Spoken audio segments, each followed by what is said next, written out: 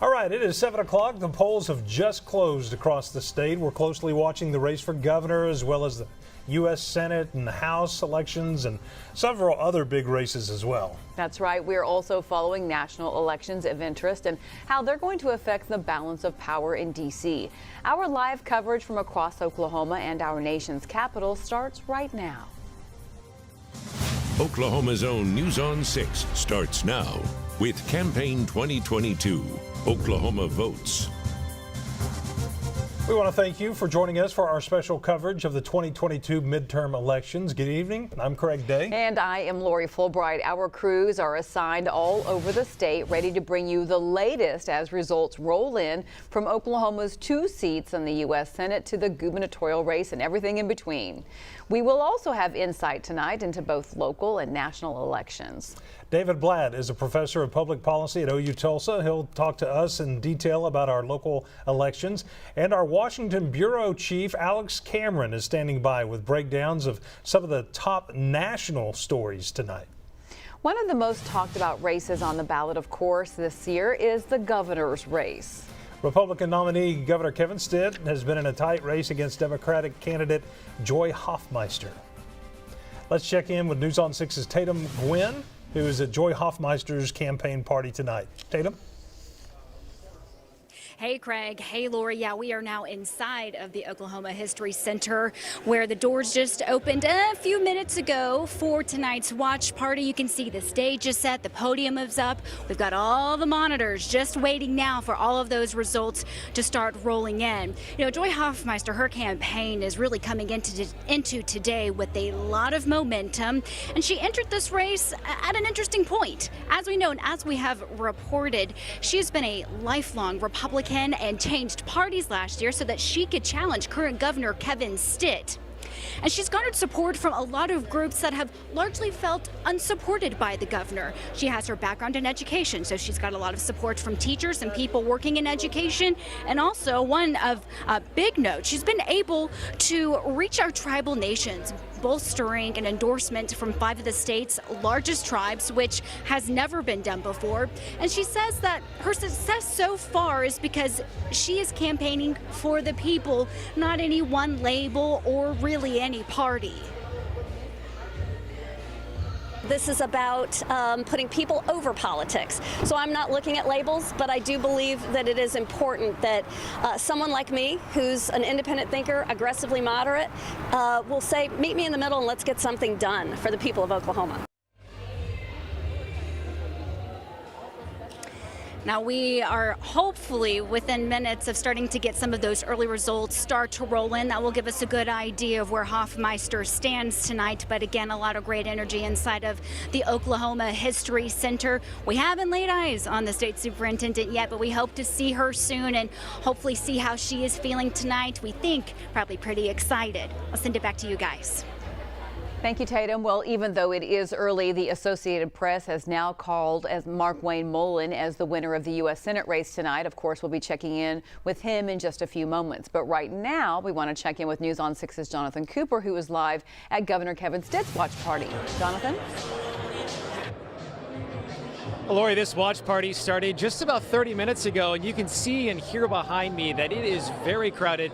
We've seen quite a lot of people trickle in. We have not seen Governor Kevin Stitt yet, though. We are told he is here. He is just not in this ballroom with everybody else. We have seen James Lankford. We've also seen Ryan Walters, who's close to us here as well. But this is a watch party for a lot of different candidates, a lot of Republican candidates, and they're hoping that this is going to be a red wave tonight. I talked to a guy who said he wanted to bring a surfboard because he said this is hopefully a red wave tonight and that they can he can have a surfboard here, but he didn't bring it. But that's what they're hoping for, and they hope Governor Kevin Stitt is reelected to another 4 years. But this race is a lot more competitive than it was maybe just a few months ago. Oklahoma is, of course, a very red state, but our News on 6 Sooner poll actually had Joy Hofmeister up 4 points in this race. Stitt's campaign, though, keeps going back to some national polls. One of those national polls has Stitt up 9 on Hofmeister. So we're going to have to wait and see when these results come in to see just how close it is and whether this state can flip to be blue on the governor's race. Throughout his campaign, Governor Stitt has highlighted the low unemployment rate in this state. He also talked about during COVID how he kept this state open, and the low unemployment rate was much higher, or much lower, I should say, than the national average. He also talked about cutting taxes. He talked about education, and those are big issues that he says that voters here in Oklahoma are looking at. The governor has faced fierce backlash, though, as well when it comes to his working with the Native American tribes. The governor has filed several lawsuits with gaming compacts and with some other things, and the Native American tribes have actually supported Joy Hofmeister in this race. We're going to be out here, though, throughout the night.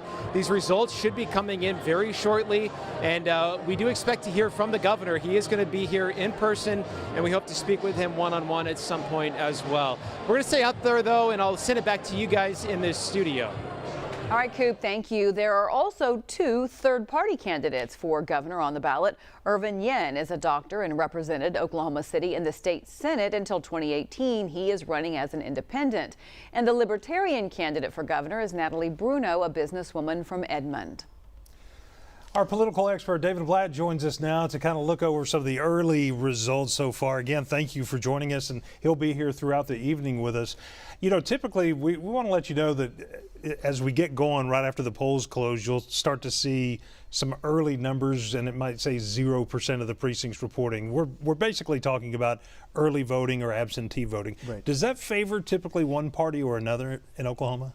You know, there's a bit of a split. So we have mail-in absentee ballots and then early in-person voting. The mail-in ballots do tend to favor Democrats to some extent, but early voting tends to favor Republicans. So the state election board has on their website the voter registration of the population that sent in their ballots and that voted early. And if you look at that, you can see, it doesn't tell you who they vote for, but you can see what their party affiliation is, and there's a small Democratic advantage among those who mailed in their ballots, and a fairly substantial Republican advantage among those who went out to the polls beginning last Wednesday. Okay, it's good to have an explanation of that, because so many people say 0% of the precincts reporting, and you already have percentages. So yeah, that's the reason for that. No big surprise on the Associated Press already calling the Markwayne Mullin Senate race. No surprise there, and you know, we don't have a call yet on the other Senate race. That one will likely end up being somewhat closer with Kendra Horn.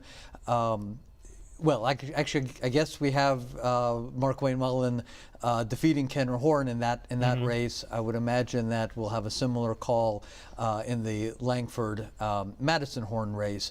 You know, both Democrats put up valiant fights, and they worked hard, but both the power of incumbency and, in the case of Markwayne Mullin, just the large Republican advantage in the state makes those candidates prohibitive favorites. No big surprise there. We'll wait to see if that's going to hold true in the governor's race and the state superintendent race, both expected to be much tighter tonight. Lori? All right, guys, thank you so much. Another big issue on the Oklahoma ballot tonight is the state superintendent's race. Current Secretary of Education Ryan Walters is up against the former Teacher of the Year, Gina Nelson. So we are going to check in with News on 6's Chin Doan, who is live at Ryan Walters' watch party tonight. Chin? That's right, Lori. Very busy here, and you mentioned Ryan Walters and this watch party. He's been everywhere tonight. We've been keeping an eye on him. I don't know if there's anybody yet he hasn't talked to. Joining me now is Mr. Walters himself.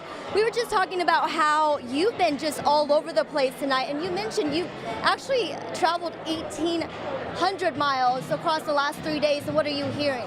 So what I've heard are voters are rejecting Joe Biden's view of America and those plans for Oklahoma. They want to know their kids aren't being indoctrinated in our schools. They want to know that Washington, D.C. isn't dictating to the state of Oklahoma what our education system looks like. So what you're going to see tonight is a red wave where voters come out and say they want a Republican in charge of the State Department of Education. They want a Republican governor because they don't want Joe Biden's radical agenda in our state. Now, of course, we don't have poll numbers yet, but in the latest Sooner poll, that we have, it shows there's less than 1% standing between you and your opponent, Gina Nelson, with about 10% still undecided. Why do you think that's the case? Why is the margin so close? So, I don't necessarily think it's that close. I think the most important poll is the one taken tonight by voters. So what you're going to see is you're going to see voters reject Joe Biden's view. They're going to want to put parents in charge of their kids' education. They're going to want more accountability and transparency of their dollars and the curriculum being taught, and they want their teachers supported. They don't want the teachers' union vision of education. They want a parents, teachers, and kids-focused agenda, and that's what we're going to bring for them. And you mentioned the teachers union. The teachers union have brought up concerns about you, and their concerns about you not welcoming all teachers. What is your reaction to that? Well, I welcome all teachers of all different backgrounds, of all different beliefs. But what we don't welcome is we don't welcome people pushing a political ideology on our kids as radical leftists. And so the teachers union has advanced that, but we have good teachers in the state of Oklahoma, but we have to make sure we don't have left-wing ideologues masquerading as teachers. The teachers union has been defending those folks. They have been pushing radical ideology, and that's going to stop. Secretary Walters, thank you so much for your time tonight. We'll talk to you in a little bit. All right, Craig and Lori, back to you in the studio. All right, Jen, thank you very much. Now let's check in with News on 6's Kristen Weaver, who is covering the Democratic candidate Gina Nelson's campaign tonight. Kristen? Hey, Craig and Lori. Well, again, like you just had said, we are still, of course, waiting for those poll results to roll in, but people are starting to show up at this watch party, looking for those numbers, waiting to see where Gina Nelson will land. Now, you did hear Chin mention our most recent News on 6 poll that actually had Gina Nelson leading Ryan Walters by just a couple of points, with about 10% of voters still undecided. So we do know that this is expected to be a very close race. Now, Gina, like you guys had mentioned earlier in the newscast, she was the 2020 Teacher of the Year. So she says that her 16 years of experience as a teacher in Oklahoma will prepare her for this position. She has been saying all along that one of her main goals is bringing some new life to some rural schools in our area. She says that public schools can be a really big asset to rural schools, and they deserve access to equipment like high-speed internet, as well as the equipment that bigger districts already have. She also says she wants to put a big focus on mental health in schools. She says our students right now, they are struggling, and they need as much help as they can get to get access to those resources. And again, she says that her experience as a teacher for 16 years is vital to understanding what our kids are going through as well. So of course, we're going to be following this race all night long. We will have those results as soon as we can get them, but I'll send it back to you guys for now. All right, Kristen, thank you very much. When Jim Inhofe announced that he was retiring after such a lengthy career in the United States Senate, boy, it's sent a ripple effect in Oklahoma politics. It sure did. It's been kind of a wild ride for sure. As we mentioned just moments ago, the AP, the Associated Press, has already declared Markwayne Mullin the winner of that race. Of course, he's going up against Democrat Gina Horn, as well as Libertarian Robert Murphy and Independent Ray Wood. So we're going to check in with News on 6's Amy Slanchik. She is at Markwayne Mullin's watch party right now. Amy? Hey, Craig and Lori, we're at the Stokely Event Center where right now some speakers have taken the stage. I'll let you take a look here as the room is filling up and folks have eaten and they've had a chance to mingle and visit with the congressman. Of course, Markwayne Mullin is currently in his 5th term in the House. He's been there since 2013, backed by both former President Donald Trump and Senator Inhofe. And Mullin says he wants to be in the Senate because he says he could more effectively protect small businesses from overreaching federal agencies in that capacity rather than the House. Our Sooner poll shows him ahead of Gina Horn by 12 points. Of course, the AP already calling that race. However, we are waiting for some results to continue to roll in. And earlier, I did get a chance to talk with Mullin, and I asked if he thinks he's got some big shoes to fill should he be elected. You know, I'm not going to be able to fill his shoes. There's no way. He has served this state with remarkable ability to navigate and put this country or put this state first. It's been, from our bases to what he's done in the energy sector, and so for us, it's like building on it. And as he believes he's heading back to Washington, he says he also has aspirations to serve on the Senate Armed Services Committee, just like Inhofe does now. Back to you. All right, Amy, thank you very much. Now let's go to News on 6's Jordan Tidwell, who's at Gina Horn's watch party. Craig, the watch party is set to begin here in just a few minutes at 7:30. We are still waiting for Kendra Horn to arrive, and now with the AP calling the race for Mullin, we are still waiting for those results to come in. And I talked to someone with her campaign team earlier this afternoon. They said she was in good spirits, and the room right now is in good spirits as they await her to offer their support. We'll continue to keep you updated as she arrives and this watch party begins. Lori, Craig, back to you. Thank you, Jordan. Well, this is a unique election in Oklahoma because both U.S. Senate seats were on the ballot. James Lankford is running for re-election and is the Republican nominee. Democrat Madison Horn, Independent Michael Delaney, and Libertarian Kenneth Blevins are also on that ballot. Markwayne Mullin's decision to run for U.S. Senate meant there was a lot of competition for his seat in Congress. Josh Brecheen won the Republican nomination out of 14 candidates, you'll remember. He is up against Democrat Naomi Andrews and Independent Ben Robinson as well. So we're going to check in with News on 6's Cal Day at the Andrews watch party. Cal? Well, Lori, Craig, as you mentioned, a lot of people on the Republican ticket to get here today, but on the Democratic ticket, it was a different story. There was only one candidate who hopped in. That was Naomi Andrews, who joins me now. Naomi, for starters, just tell me why it was important for you to get involved and put your name in for this race. Well, you know, Oklahoma has one of the lowest, actually in 2020, we had the lowest turnout for voting. And I am a firm believer that if we do not use our rights, the powers that be will take them away. And so I knew that if I was on the ballot, even though it would be an uphill battle, that it would get more people excited to come out and vote on both sides. Doesn't matter if they're Republican, Democrat, both sides would be excited because it would be competitive. And of course, this is a huge district, a lot of ground to cover, a lot of eastern Oklahoma. Tell me about how you spent the last couple of days and really the last couple hours leading up till tonight. So I've been trying to reach out to as many people as I can. I have spent time in Okmulgee, I've spent time in Miami, I've been online a lot on Twitter Spaces, trying to talk to as many people as possible and to get the word out that not only do they need to get out and vote for me, but they should also just get out and vote and exercise their rights. And one of the big issues is one you focus on that maybe not other candidates have really shown a light on, and that's the Clean Water Initiative for you. Can you kind of just talk about what your platform is on that and why that's so important? Absolutely. So my hometown is Beggs, Oklahoma, and currently right now they have not had water for several days, and it's because of an outdated infrastructure. And too often we see people arguing over issues like water. They want to make it seem like somebody's a tree hugger when really it's a matter of life and death. Beggs is actually going to have their schools transfer to virtual for a few days because they don't have water in their schools. Not only that, but you have places like Pitcher Cardin schools that have closed down, and Pitcher is a ghost town. And then you have up in Miami in Ottawa County with Tar Creek there. When it's flooding, which it is more and more often now because we have droughts and then we get all of our rain in 1 week, it seems.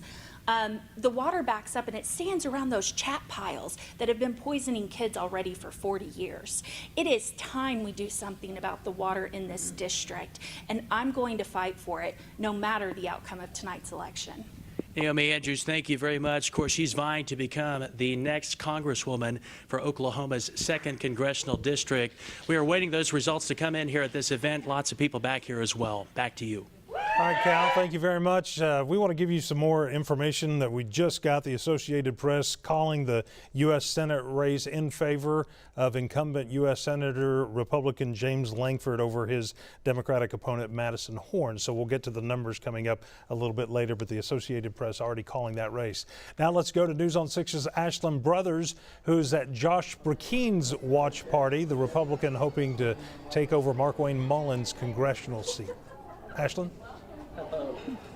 Well, Craig, I'm calling this the calm before the chaos. Of course, people have started to walk inside and attend this watch party, but Josh Brecheen is expected to arrive in the next few minutes. Now, when I last talked to him, he says he was feeling pretty confident. He says that he's hoping for that red wave in the results. Now, I'm going to step to the side so you can see they've already set up some signs, and like I said, they've got more going on inside. He tells me times have changed since running on the state level to now, the biggest thing being mean less door knocking and more phone calls. Brecheen is a strict constitutionalist and says Congress needs to return power and decision making back to the states unless it's one of the 18 expressed powers of Congress. He also says Congress has overstepped its grounds in education and needs to go back into its lane. Brecheen tells me that he hopes the Republicans who are elected can be courageous and effectual even with a Democrat in the White House. Brecheen says policies matter and will hit you right where it hurts. That's right in your pocketbook. He says a lot of problems point to federal interference and federal spending. Brecheen tells me if Congress can get that under control and start living within its means, the nation can begin to course correct and have a balanced budget on the federal level and stop passing on generational debt and dependency. Again, Brecheen is expected to arrive here in the next few minutes, and we will keep you updated once he arrives, and I'll catch up with him. Back to you. We're going to take a quick break. We'll be right back. We'll have more election coverage for you in just a few moments. In 1992, I started covering crime in Tulsa. For me, it was never just about the story. It was always about the people. Soon, I realized I could try to prevent crime by teaching Oklahomans how to be safe. The families and the victims I've met, I am still in touch with many of them, and I am still fighting for them. And I'm fighting for you. It's exactly why I sit behind this desk, because your safety is my passion. Lori Fulbright, weeknights at 5, 6, and 10, only on Oklahoma's own News on 6. You got to know you're busy and need to plan. Weather apps are a great start, but I'll fill in important details they can't. See this? A 40% chance of rain. That means 40%. At 4 p.m. We begin with breaking news this afternoon. Get it earlier. We have a major traffic jam on 244 right now. With Coop, Tatum, and Stacia. The storm is now showing rotation. Informative stories. Our school is getting a passing grade. This special report. Tasty food. Get ready to get cooking. Expert weather and more. We now have a tornado warning. Take your precautions. Coop, Tatum, and Stacia at 4. Only on Oklahoma's own News on 6.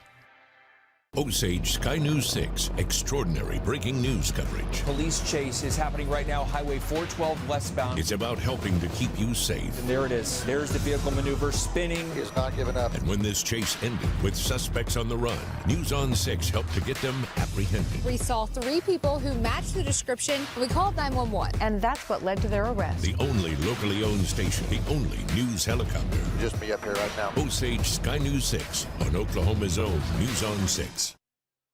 Oklahoma's own Craig Day. Thousands of them are rounded up. The rain just simply has not let up. Oklahoma sailor who's serving aboard this amazing ship. More than 20 years keeping Oklahomans safe and informed. Go down and had to evacuate that building right after that earthquake hit. The devastation in South Texas is almost indescribable. Got 6 to 8 inches of rain. I'm taking you to a place few people get to see. Craig Day on Oklahoma's own News on 6. Osage Sky News 6, extraordinary breaking news coverage. Police chase is happening right now, Highway 412 westbound. It's about helping to keep you safe. And there it is. There's the vehicle maneuver spinning. He has not given up. And when this chase ended with suspects on the run, News on 6 helped to get them apprehended. We saw 3 people who matched the description. We called 911. And that's what led to their arrest. The only locally owned station, the only news helicopter. Just me up here right now. Osage Sky News 6 on Oklahoma's own News on 6. From the second your alarm goes off, 6 in the morning alerts are waiting to start your day. By your first cup of coffee, you'll see live reports from the top breaking news team. The suspect ran inside the Cox Convention Center. And important stories from everywhere. When you're ready to get dressed, you'll know the weather hour by hour. To me, this is a big coat day, especially for kids. And before you grab those keys, we'll help you map out your fastest route. Coming out of Tulsa Hills, planning for the normal slowdowns. Wake up better with 6 in the morning on Oklahoma's own News on 6. You got to know you're busy and need to plan. Weather apps are a great start, but I'll fill in important details they can't. See this? A 40% chance of rain. That means 40% of us are going to pick up rain. But which 40? Winds will be crazy this day, but what time? A quick moving front could bring some storms. I'll tell you when they'll actually hit. Check in with me for a weather heads up. Get warned first with Travis Meyer, the Oklahoma weather expert.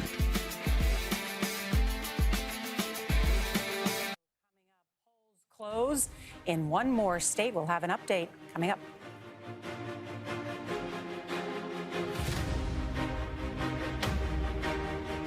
Campaign 2022, Oklahoma Votes. We are closely watching all of the local races and want to bring you up to date on a few of those right now. Well, of course, a lot of eyes are on the race to fill the U.S. Senate seat of retiring Senator Jim Inhofe. Inhofe officially announced his retirement in February of this year. He served for 28 years. The Associated Press, this was probably the earliest race of the evening that was called. They called it very early this evening for Markwayne Mullin. Again, we're getting not a lot of precincts reporting, but they're already making the call on that one. So we're going to go ahead and check in with News on 6's Amy Slanchek. She is at Markwayne Mullin's watch party tonight for us. Amy. Hey, Lori and Craig, we're at the Stokely Event Center here in Tulsa. You can hear live music, lots of folks energized here tonight. I'm going to step out of the way and show you the room here. We've got tables packed full with folks anxious to hear from Congressman Mullin, expected to be Senator Mullin shortly. We are expecting to hear from him around 8 o'clock tonight, about a half an hour. And of course, Mullin is currently serving his 5th term in the House. He's been there since 2013, backed by former President Donald Trump and Senator Inhofe, but not without some criticism from Inhofe when it comes to Mullin's attempts to get into Afghanistan last year. And Mullin says he wants to be in the Senate because he could more effectively protect small businesses from overreaching federal agencies. I asked him about 45 minutes ago if he believes he's got some big shoes to fill, and he said, quote, "I'm not going to be able to fill his shoes," referring to Inhofe. He says there's no way. He says he served the state with remarkable ability to navigate and put this state first. And so once again, we are expecting to hear from Congressman Mullin in about a half an hour. Back to you. Thanks, Amy. Now let's go to News on 6's Jordan Tidwell, who's at Kendra Horn's watch party. We got about 30 seconds for you, Jordan. Craig, hello. Things are just really beginning to get started here at the watch party. We are still waiting for Kendra Horn to arrive. We do expect her to speak to the crowd here once she does. Now, a few people have already gathered, and they seem to be in good spirits despite the results reported by the AP. But we do expect her to arrive here shortly and kind of address this crowd. Go ahead and send it back to you. All right, Jordan, thank you very much. We appreciate it. And of course, it's been a unique election because both U.S. Senate seats were on the ballot. The AP is now projecting that James Lankford will be reelected to his seat in the Senate. Let's take a look at those numbers right now. James Lankford already with 54% of the vote compared to Madison Horn's 43%. Again, the AP calling that race as well this evening. Well, one of the most talked about issues on the ballot in Oklahoma this year, of course, is the governor's race. Joy Hofmeister leading so far with the early votes and absentee votes being counted 52% to 46%. Our political expert David Blatt will have some really fascinating insight on the early voting coming up in just a little bit on our online coverage. But you can see there, this is expected to be a very tight race throughout the night tonight. It'll be interesting. Local polling, different from national polling, so we'll see what happens. Of course, we'll have more of our election coverage for you in about 30 minutes. And of course, you can join us for our special streaming coverage on our apps until 9 p.m.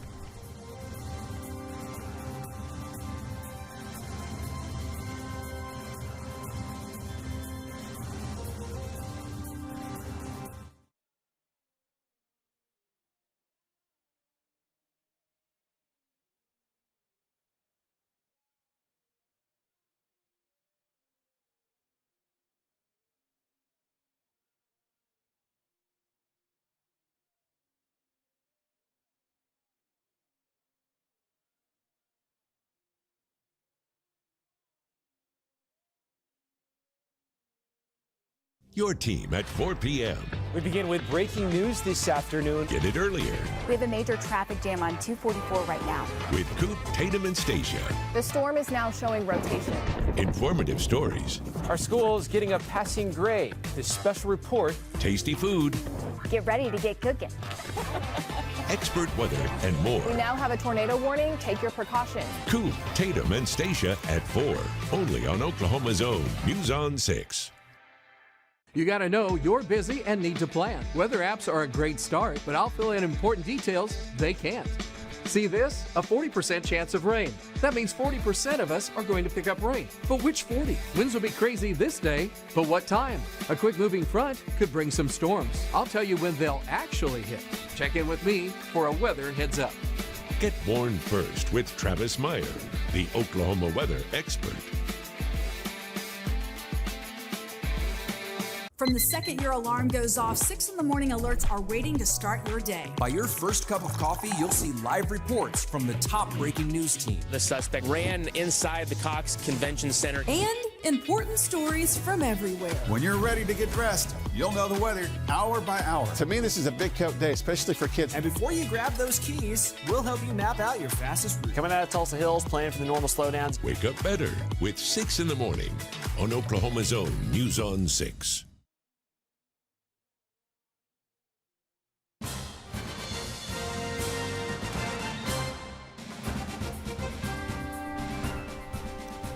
Thank you for staying with us for our 2-hour special digital coverage of the midterm elections tonight. We have the latest results on all the big races on the ballot here in Oklahoma. Of course, one of the most watched right now is the race for governor.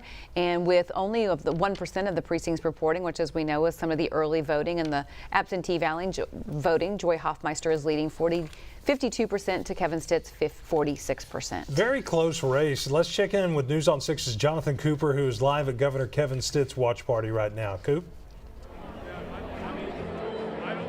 Well, Craig and Lori, it is a very close race, but it is still very early. We have not seen Governor Kevin Stitt yet. We are told he is here, but he is watching the results come in a separate area. This is a big watch party, though. Senator James Lankford just spoke about his win. We also have T.W. Shannon here as well. T.W. Shannon, of course, ran against Markwayne Mullin. Very tight race, ended up losing that. But your thoughts, Markwayne Mullin was called by the AP very quickly. Your thoughts on his win? Hey, listen, tonight is all about winning the GOP and taking the mandate and recognizing that Washington has failed the American people. I'm excited for Markwayne. He's a good friend of mine. I predict it's going to be a red wave here in Oklahoma, and I think it's going to be one nationally. Republicans have been the party who's been really pushing the ideas of freedom, liberty, and prosperity. Under the Joe Biden rule, Americans are less free, they're less prosperous, and they're less safe. So I'm really confident that it's going to be an amazing Republican sweep. Markwayne, I think, is going to do well. I'm really concerned about what's happening in Arizona. Obviously, hearing some concerns about voting machines in Arizona, that's concerning. But I still think overall we're going to have a good night tonight for the GOP. And here, the big race that we're talking about, obviously the governor race, that could be a little bit closer. Joy Hofmeister switched to the Democrat Party to run against Governor Kevin Stitt. They say that could be a close race. What are your thoughts? What do you predict will happen? Well, I think it is going to be close. A lot of us have been really disappointed with the performance of the governor. I mean, we thought this race shouldn't be close at all. But this is just an example of why you've got to really get out there and talk to people, visit with people. I'm concerned that this race is going to be a lot closer than it should be. But it's probably an opportunity for us as a party to really regroup and say, what do we need to do to make sure that we're moving Oklahoma in a conservative manner? The idea that we have, crime in Oklahoma that's exceeding New York City and California, that's on a lot of people's minds. But I still think the GOP is going to rally despite of the missteps of the governor. I think the GOP is going to rally in Oklahoma, and I think it's going to be a clean sweep across the state. And then lastly, your next steps. What are you planning to do after this? Who knows? God's plan always has something special. Right now, I'm focused on my own business. We're traveling the state. We're helping businesses grow. There's probably another race in me at some point. Who knows when? Right now, though, I've got a senior in college. We're trying to figure out where she's going to go. I've got a 14-year-old, and hopefully, he's 13. He'll be 14 soon. Hopefully, when they're out of the house, there'll be something else. But right now, I'm really focused on the private sector. And I do believe that to whom much is given, much is required. And this state and this country have been very good to me. And hopefully there'll be an opportunity for me to give back. All right. T.W. Shannon, thank you for joining us. We appreciate it. Thanks for being here. Thank you. And T.W. Shannon, just one of many Republican GOP politicians that are here tonight, that are here supporting all of the candidates that are running. So we hope to talk to some more of them, and we'll try to get them for you here live online. But for now, I'm going to send it back to you guys. All right, Jonathan Cooper, thank you very much. Let's check in right now with News on 6's Tatum Gwynn, who's at Joy Hofmeister's watch party. Tatum? Hey guys, hey, I'll tell you what, the energy is really great, especially when we saw that first 1% of results roll in, putting Joy Hofmeister 52% over Governor Stitt's results right now. Now, we know it is early, but her campaign says, hey, this is a great start. I wish y'all could have seen the reaction from some people. All eyes are on these monitors tonight. And the thing that really has put Joy Hofmeister pushing this to make it a close race is how she has put all of her attention into connecting with people. She says this is people over politics. That's why she got a tour bus. She has been on that for about a year now, making stops all across Oklahoma, connecting with as many people as possible. And just the last week, y'all, she made 50 stops in 37 communities across 27 counties.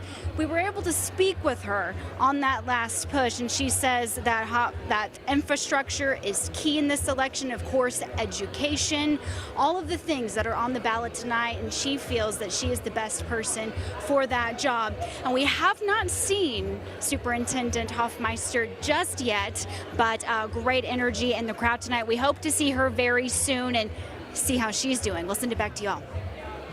All right, Tatum, thank you very much. Right now, we're going to sit down with our political expert, David Blatt. You have some fascinating information on some of the early numbers. First of all, compared to the race 4 years ago. Sure. Talk about that. So the election board is reporting the results from the mail-in ballots and early in-person balloting. And 4 years ago, people may remember that Kevin Stitt beat Drew Edmondson overall by about 12 points. If you look at just the early balloting from 4 years ago, it was much closer, but Kevin Stitt did have a lead of a couple points over Drew Edmondson from those early votes. Now, if you look at this year's results with almost all the early votes counted, Joy Hofmeister is leading Kevin Stitt by about 7 or 8%. So, you know, there's no way to draw any definitive conclusion based on that. A lot will depend on the same day voting and what the turnout is and how those break. But just based on comparing today versus 4 years ago, we are in for a much closer race. Hofmeister, in other words, is doing a little bit better than Drew Edmondson. Definitely. 4 years ago. Yeah, and then the other thing is, if you look at the two closest races, very similar results in the governor's race and superintendent's race, but Gina Nelson seems to be polling about 0.5%, 1% better than Joy Hofmeister. So there, you know, we could be looking at a result at the end of the night where Gina Nelson maybe has a slightly better chance of winning superintendent than Joy Hofmeister does as governor. Seems like these are the two races to watch tonight. Absolutely. It could be a late night. All right, Absolutely. David, thank you very much. Lori, back to you. All right, guys, thank you so much. And that is the other big issue on the Oklahoma ballot tonight, of course, is the state superintendent's race. So we're going to check in with News on 6's Kristen Weaver, who is covering the Democratic candidate tonight, Gina Nelson. Kristen? Hey, Lori. Well, again, this is one of those races that we went into, we just heard was going to be close, and it already is a very close race. Again, we only have a couple of those precincts reporting so far, but Gina is holding on to a slight lead right now, which is what our polling had shown throughout this whole process. And Gina has said from the beginning of this race that her goal is to be somebody who understands what our kids are going through. As a teacher for 16 years, she says that she understands. She was the 2020 Teacher of the Year, and she's made it one of her main focuses to put public education first, to keep taxpayer dollars in public schools. She said that her opponent, Ryan Walters, wants to give public school dollars to the wrong places at a time where Oklahoma schools are already really struggling right now. Another big goal, she says that something she's really concerned about is that teachers are leaving our state. She says we have to raise teacher pay. We have to provide our teachers resources to stay in the state so they can keep doing what they do best, which of course she said is just to teach. So she says, again, that she grew up in rural Oklahoma. She says herself public school saved her life. And she says that all kids in our area, whether they're in rural areas, whether they're in our big cities, they deserve the same access to equipment and all the kind of resource you would get anywhere. And so she says she's been all over the state talking to voters, and she is just grateful for all the people that she has met. You can take a listen now. I'm just enjoying the process and kind of reflecting, honestly, on the last 10 months of getting to meet so many people across Oklahoma and hear their stories and their concerns. So again, there has been no sign yet of Gina Nelson. We know she is watching the results in somewhere private currently, but of course, we will keep you guys posted on the results as soon as we learn more. I'll send it back to you guys. All right, thank you very much. Let's check in right now with News on 6's Chin Doan, who's live at Ryan Walters' watch party tonight. Chin? Hi, Craig. Yeah, that's right. There is a lot happening here in Ryan Walters has been quite the busy bee, the social butterfly. Doors here open around 6:30, but he's been here since 3:30 mingling with everyone. In fact, he's been so busy we weren't able to grab him for the last few minutes. But you know, he's been stressing with me tonight that regardless of the poll numbers so far, regardless of the very close margins, and regardless how tight this race is, he's staying very optimistic, very excited about the numbers. He says he's calling it a red wave, that Oklahoma will be Republican tonight, that the numbers are going to be in his favor. He says, you know, he's been traveling, talking to a lot of people. He says that they want him as their candidate. He says he's been talking to a lot of people, traveling about 1,800 miles in the last 3 days alone. Here's what he has to say about what voters are telling him. What I've heard are voters are rejecting Joe Biden's view of America and those plans for Oklahoma. They want to know their kids aren't being indoctrinated in our schools. I also asked him, you know, what would be his first priority if he were to win this election. He said he would want to audit the entire education department. That would be his first priority, and he hopes to win tonight. We'll talk to him later on tonight. Back to you. All right, Jen, thank you so much. We're going to check in now with our Washington Bureau Chief, Alex Cameron. He has a look at some local races. Let's start with Senator James Lankford's U.S. Senate seat. He's being challenged by Madison Horn. Alex? Hey, Craig, Lori. Yes, as we heard, the Associated Press has called this for Senator Lankford, which is not a big surprise, even though, you know, a very small percentage of the votes have officially been tallied at this point. But, you know, Senator Lankford now, you know, a fixture here, well respected back home, you know, facing a political newcomer in Madison Horn, you know, probably, you know, he might not admit this, you know, publicly, but I think he was more concerned about the primary challenge he faced, which came from his right. Nevertheless, I know that he took this very seriously, and so anyway, I'm sure he's pleased that he won tonight. He is at the GOP, the state GOP watch party in Oklahoma City. Spoke just a short while ago. Let's listen to some of what he had to say. We need to write law that clears the path for every American. This is the greatest country in the world. We need to make sure that every person has the opportunity equally to be able to see the fulfillment of the American dream.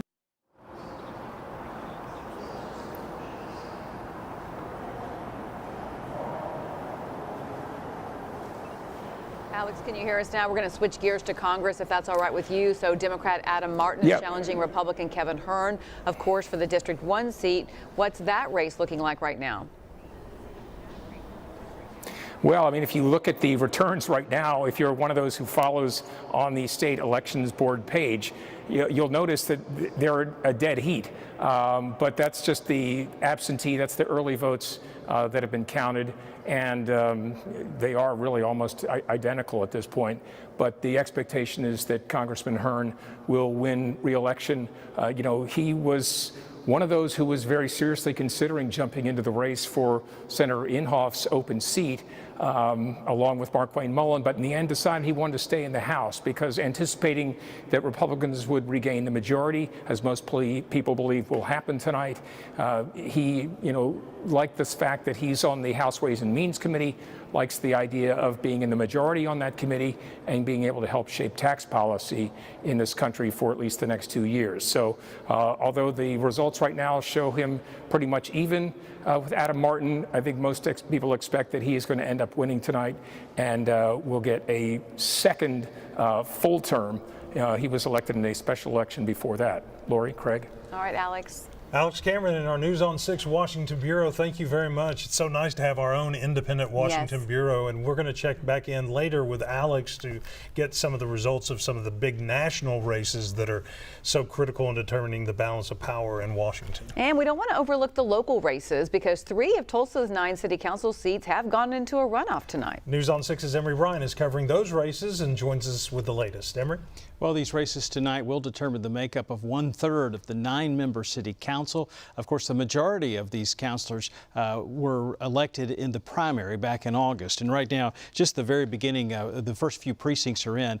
But at this point, the incumbents are winning. Mikey Arthrell, 64% compared to 36%. You can see just a handful of votes are in Council District 5.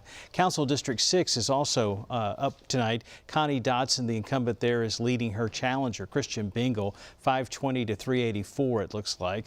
58-42 is the percentage split. And in District 7, Lori Dector Wright is leading Ken Reddick by a substantial margin at this point, but that is very early. That's probably just a precinct or two that we have results on tonight.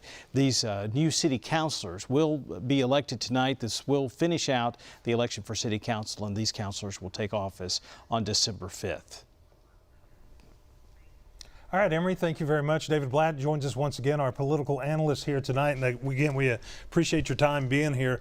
You know, we talked a little bit earlier about Joy Hofmeister's chances of defeating incumbent Governor Kevin Stitt, and that the polls were kind of, you know, one was here, one was there. We just don't know. But she's got a very legitimate shot of doing that. If she is elected, do you think, what kind of success would she have working with a Republican-dominated House? State House and State Senate? Yeah, it's going to definitely be a challenge. You know, Oklahoma always has a weak governor system, even when you have even when the governor has been of the same party.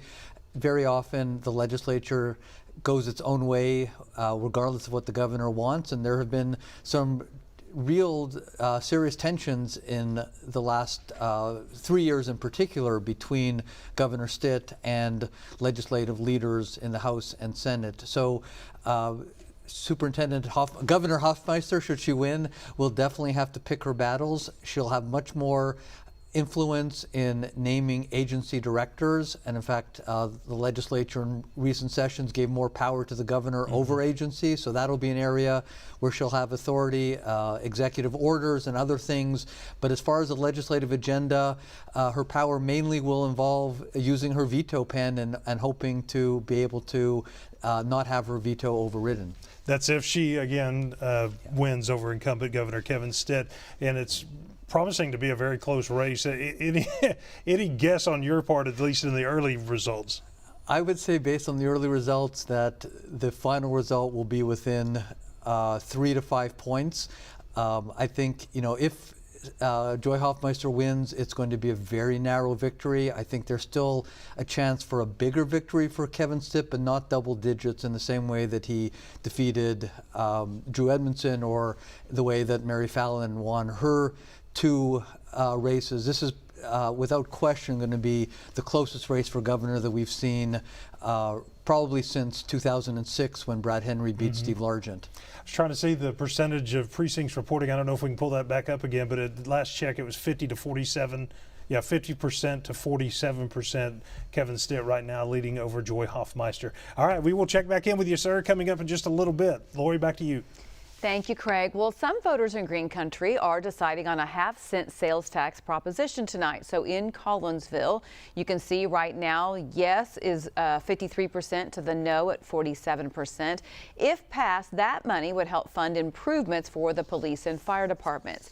In Latimer County, voters are deciding whether to make a sales tax that funds their county government perpetual instead of having to vote on it every 5 years.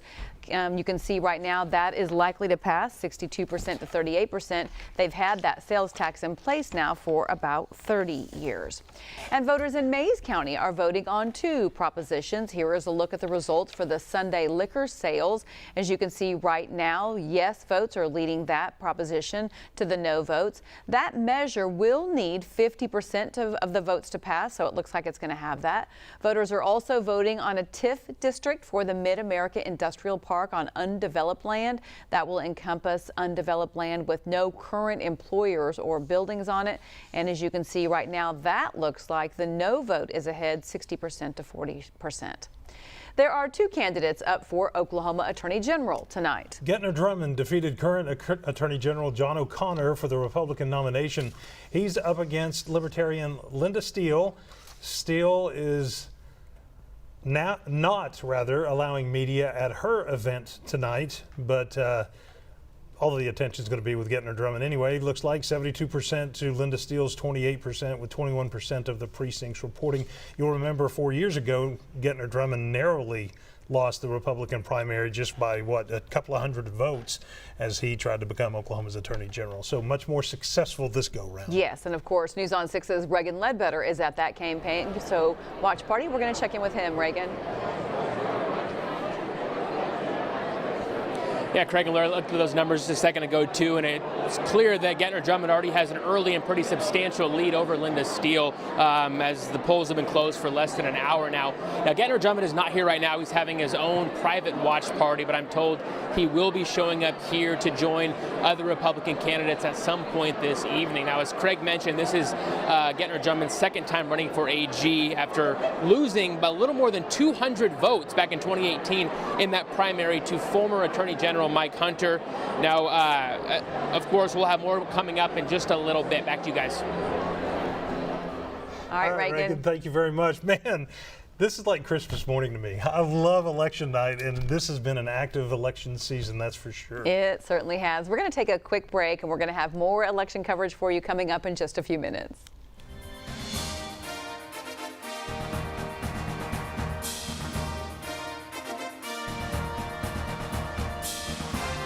Oklahoma's own Craig Day. Thousands of them are rounded up. The rain just simply has not let up. Oklahoma sailor who's serving aboard this amazing ship. More than 20 years keeping Oklahomans safe and informed. Go down and had to evacuate that building right after that earthquake hit. The devastation in South Texas is almost indescribable. Got 6 to 8 inches of rain. I'm taking you to a place few people get to see. Craig Day on Oklahoma's own News on 6. Osage Sky News 6, extraordinary breaking news coverage. Police chase is happening right now, Highway 412 westbound. It's about helping to keep you safe. And there it is. There's the vehicle maneuver spinning. He's not giving up. And when this chase ended with suspects on the run, News on 6 helped to get them apprehended. We saw 3 people who matched the description. We called 911. And that's what led to their arrest. The only locally owned station, the only news helicopter. Just me up here right now. Osage Sky News 6 on Oklahoma's own News on 6. From the second your alarm goes off, 6 in the morning alerts are waiting to start your day. By your first cup of coffee, you'll see live reports from the top breaking news team. The suspect ran inside the Cox Convention Center. And important stories from everywhere. When you're ready to get dressed, you'll know the weather hour by hour. To me, this is a big coat day, especially for kids. And before you grab those keys, we'll help you map out your fastest route. Coming out of Tulsa Hills, planning for the normal slowdowns. Wake up better with 6 in the morning on Oklahoma's own News on 6. You got to know you're busy and need to plan. Weather apps are a great start, but I'll fill in important details they can't. See this? A 40% chance of rain. That means 40%. In 1992, I started covering crime in Tulsa.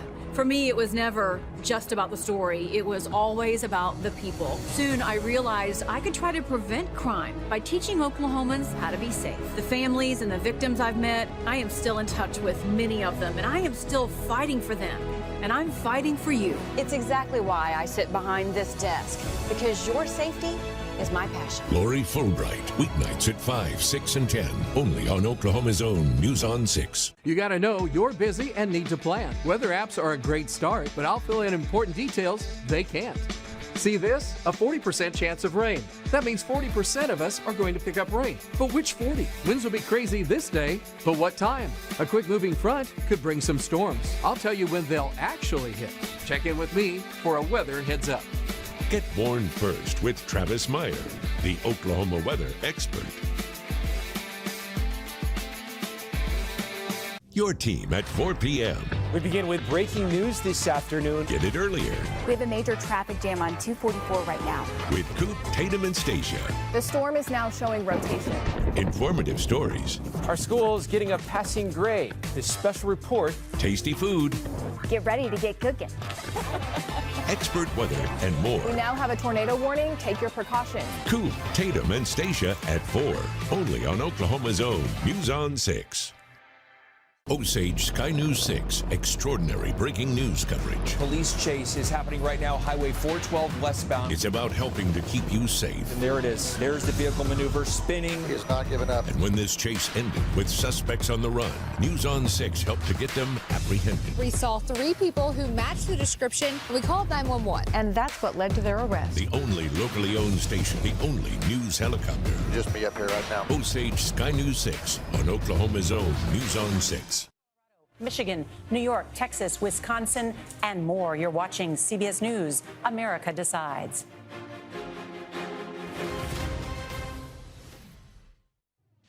Campaign 2022, Oklahoma votes.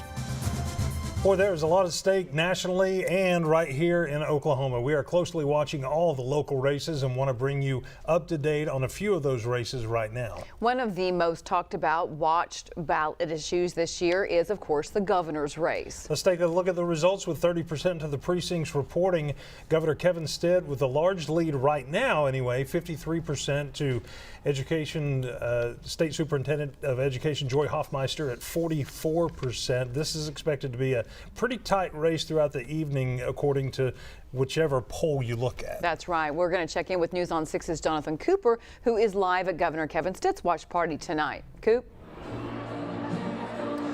Craig and Lori, there are hundreds and hundreds of people here at the GOP watch party in Oklahoma City. This is not just for Kevin Stitt. Take a look. There are several candidates here tonight. We saw James Langford, Ryan Walters. A lot of them are here. We have not seen Governor Kevin Stitt yet, though, in person. We are told he is here and watching the results come in at a different area. Now, this is a very tight race and one that many may not have expected several months ago. Oklahoma, of course, a very red state, but our News on 6 Sooner poll had Joy Hofmeister up by 4 points. Stitt's campaign, though, has highlighted several national polls that have him with a lead.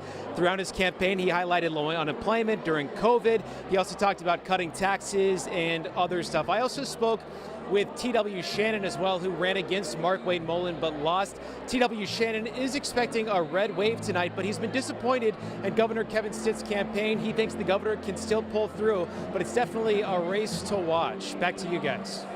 All right, Coop, thank you very much. Let's check in right now with News on 6's Tatum Gwynn, who is at Joy Hofmeister's campaign party. Tatum?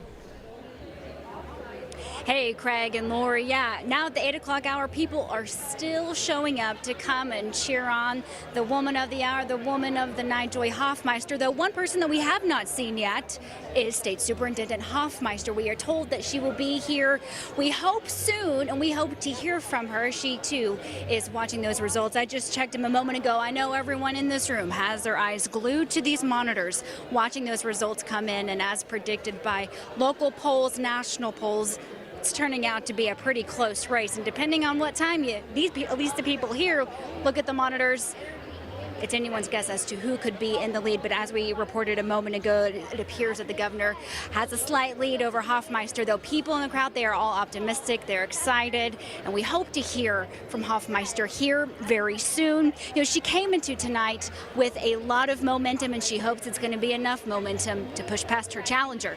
Craig and Lori.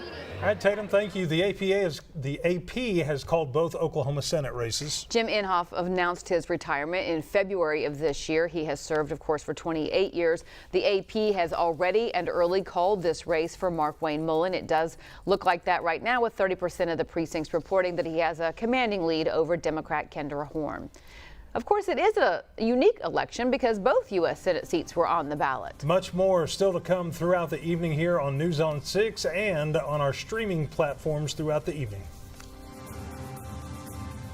Your team at 4 p.m.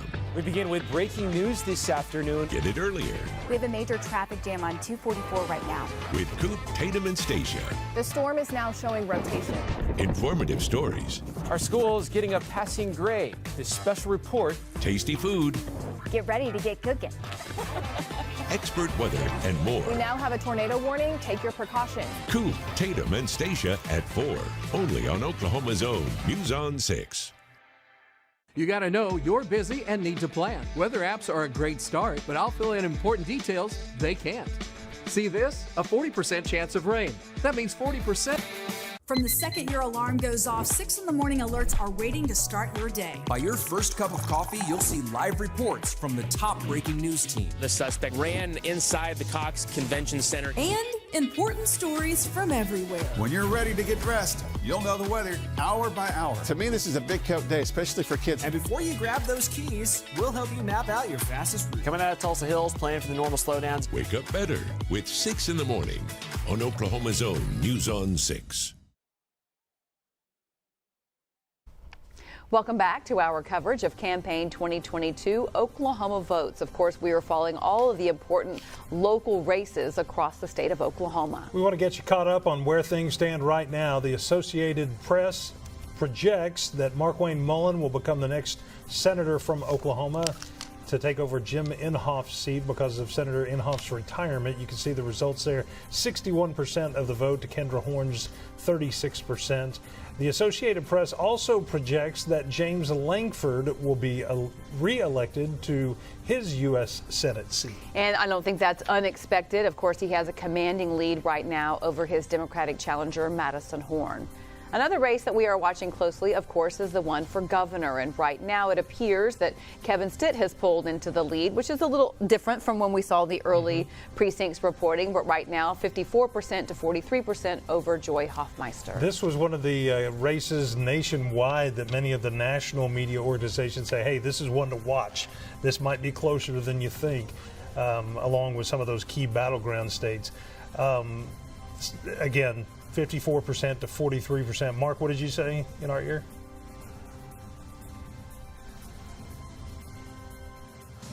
Oklahoma's own News on 6 starts now with Campaign 2022 Oklahoma Votes. All right. I got my instructions from Mark, our producer. Thanks for joining us here. I'm Craig Day. We're having a great time here on the 2022 midterm elections. Fulbright's probably making fun of me because this is like Christmas morning to me. I love the politics. He is excited. He loves politics. He talks about politics, so he is all about it tonight. And we are so pleased to bring you this extended coverage, of course.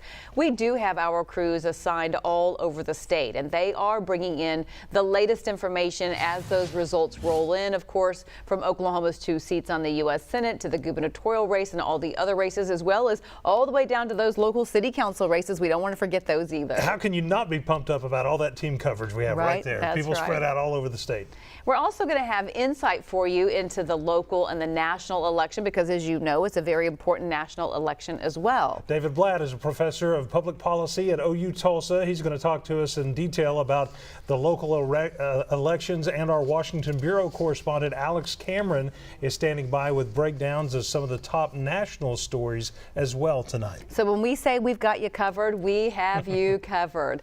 And of course, one of the most talked about races on the ballot this year has been the governor's race, and I think it was a little closer than most people assumed it might be a few months ago. I think so. Republican nominee Governor Kevin Stitt has been in a tight race so far against Democratic candidate Joy Hofmeister. Are we going to go to some of those results? We're going to show some of those results, Mark? Maybe not right now, but we will go to News on 6's Tatum Gwynn, who's at Joy Hofmeister's campaign party. Hey, Craig, you're talking about having so much fun tonight. I'll take that and raise you a watch party. We are here at Joy Hofmeister's watch party at the Oklahoma History Center. A lot of great energy tonight. They've got a great playlist. We can report that to you. Hey, but one of the things is Joy Hofmeister's campaign is really centered on setting Oklahoma up for its future. She's dedicated her professional career to setting young people up for their future. She started out as a teacher. She ran a small business. She eventually made her way onto the state education board and then eventually being elected as the state superintendent. And she believes that resume right there has her prepared to be the next governor for the state of Oklahoma. Now, in her time as at the helm of the state superintendent, she has championed a lot of causes to try and improve education. She says that is where all of it begins. Education is the foundation for our future. Listen in. Education is the key when we talk about the governor's voucher scheme. It is a rural school killer. You kill the school, you kill the community, and your regional hospitals go next. I am standing up for all Oklahomans, no matter where they live. Hofmeister has an extensive plan for education if she is elected tonight. Now, we have not seen the state superintendent yet. We are told that she will be here. We hope it is very soon, and we hope to hear from her. And as soon as we do, we will be sure to let you all know. We'll send it back to you in studio. Thank you, Tatum. We're going to check in now with News on 6's Jonathan Cooper, who is live over at Governor Kevin Stitt's watch party. Coop.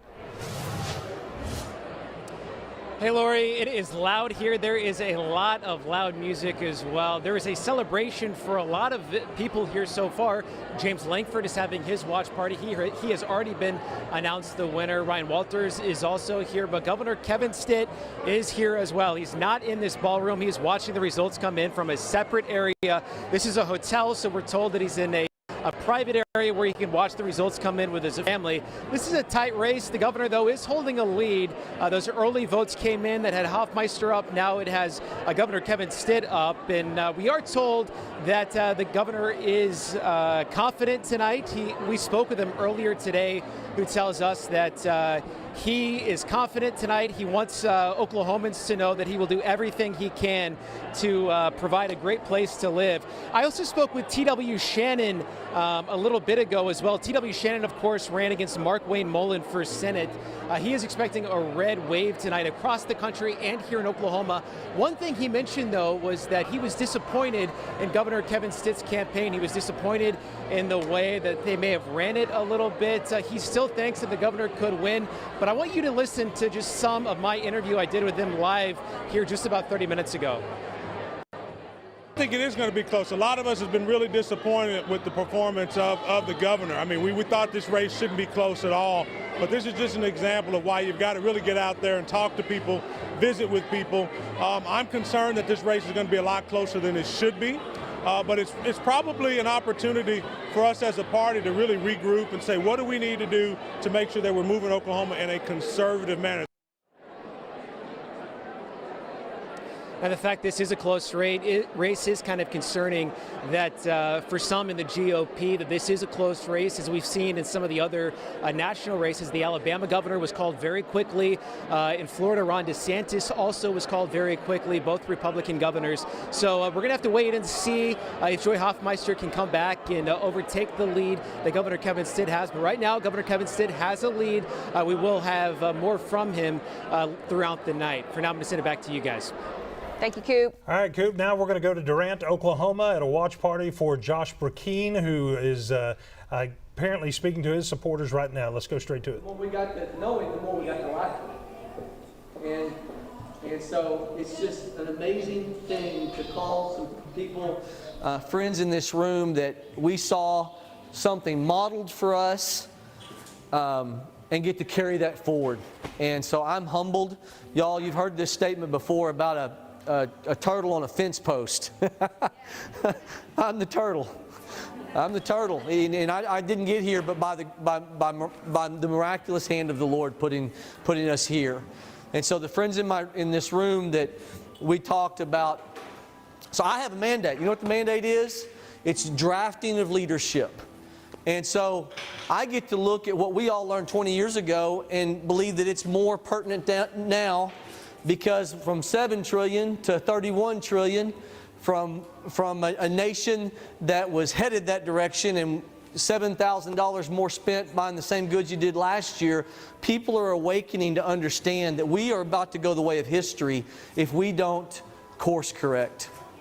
I loved what he would talk about, that a democracy, which we all know we're not a democracy, right? We're a republic. But the statement that last name Titler, who died in 1813, said is, remember, a democracy cannot exist forever. And again, that is Josh Brecheen addressing his supporters after an overwhelming margin for him tonight. Let's go to Markwayne Mullin right now addressing people at his watch party. It's down in the walkout basement out on the ranch, and we were sitting there talking, and we said, are we doing this? And we've said yes. Yes, we are.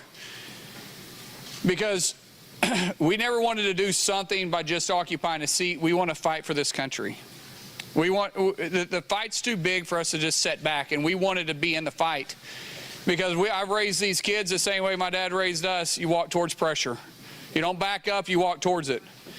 And we had a lot of things going on, but the problem was they needed us to make a video. And I still had to get to the wrestling tournament to see these kids wrestle, and I don't miss that. And so we were headed down the road, and they called and they said, hey, we need you to make a video. And Chrissy goes, hey, I can just lean forward while you're driving. Someone got to stop. We make this video going down the road and said, we're in it to win it. And we did it.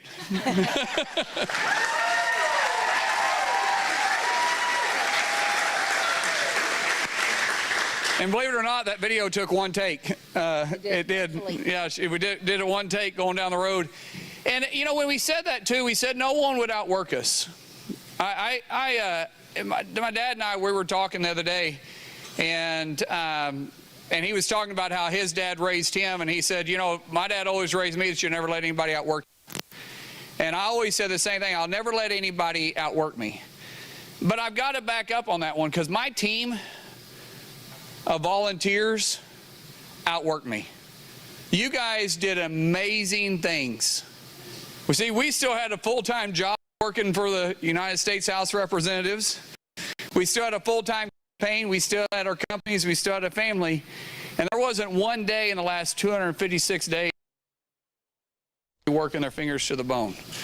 And I want to thank you all for that. Because nothing we do in this realm is done by ourselves. If we don't have people supporting us, if we don't have people fighting for us, this doesn't happen. If I don't have a wife that gets up every morning and wishes me the best and gives me a kiss goodbye and says, okay, when I'll see you again, and then calls and checks on me all the time just to see how it goes, guys, I'm not in a good mood and I can't do my best, but I had a wife that supported me all the way through it. I had kids that were understanding when I was gone for days and sometimes a couple weeks at a time, that they just kept carrying on. They just kept on going through each day. And I think it honestly sometimes makes our family stronger. But then the prayers that you guys give us, the text messages, the phone calls, just saying, man, we're praying for you. And very seldom do you guys ever get a call back that I didn't say, pray for my wife and kids, because if it wasn't for them being happy, I wouldn't be happy either. So once again, I want to thank you for that. Now, what's at hand here? Well, the red wave just started. We're getting this country back. We're saying no to this left agenda that tried to even come after us here in Oklahoma. We're saying no. No, that's not who we are.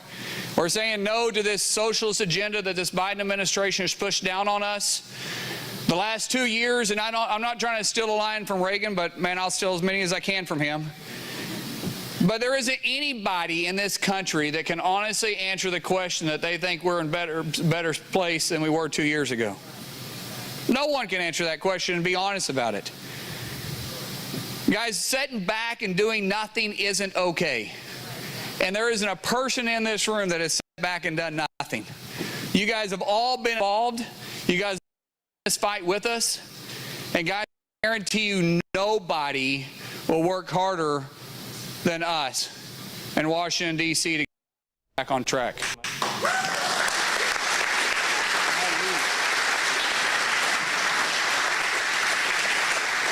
Now I will say I'm going to miss some Saturday events because it's wrestling season, guys. And once again, did I say I don't miss those things?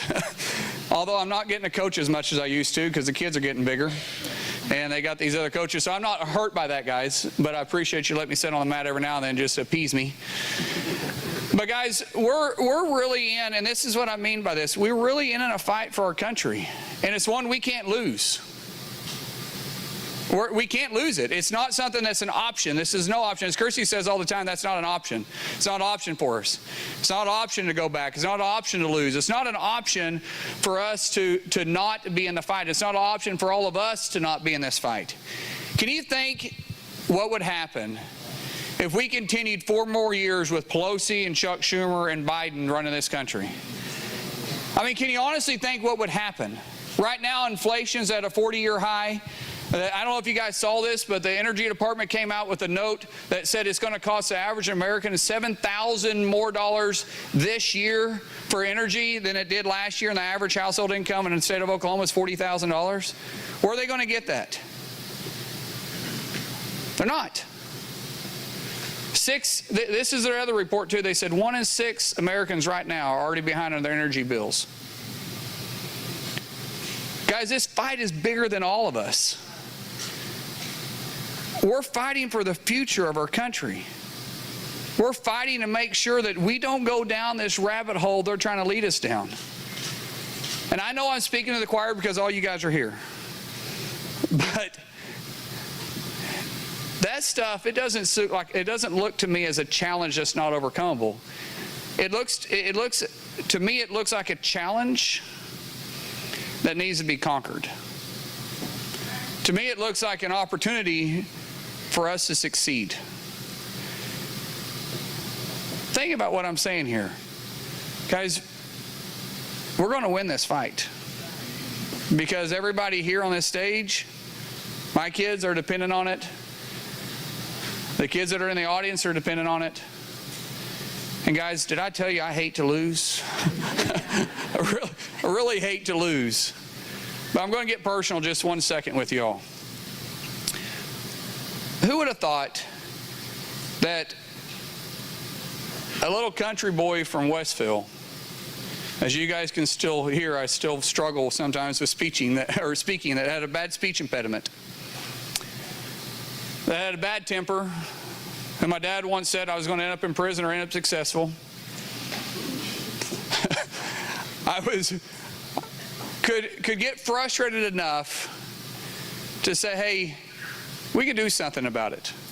Because in our family we have a saying, you're never going to change anything you're willing to tolerate. Think about any other country you can do that with. There's no royalty in our family. But we're blessed enough to be able to be born in a country that says if you want it bad enough, you can go get it. It's just, are you willing to dedicate enough time to it? Are you willing to sacrifice? And that's Markwayne Mullin, Senator Markwayne Mullin, speaking to his supporters during his acceptance speech tonight. Now, we heard just a few moments ago from Josh Brecheen giving his acceptance speech. He has been elected to the U.S. House seat, 2nd District, over Naomi Andrews. So we're going to check in with News on 6's Cal Day at Andrews' watch party tonight. Cal? Well, Lori, in the last 20 minutes, the AP has called that race for Josh Brecheen. Of course, the 2nd District, really big here in Oklahoma. It touches all the way up to Bartlesville, parts of northeastern Oklahoma, down to Muskogee, and even further south than McAllister. I'm now here with Naomi Andrews, the candidate who is running unopposed. You were the Democratic nominee, and it had not been for you, Josh Brecheen would have just advanced to that election back in June. But you tell me you're not disappointed by the result tonight. Just tell me a little bit about your thoughts now that the results have finally come in.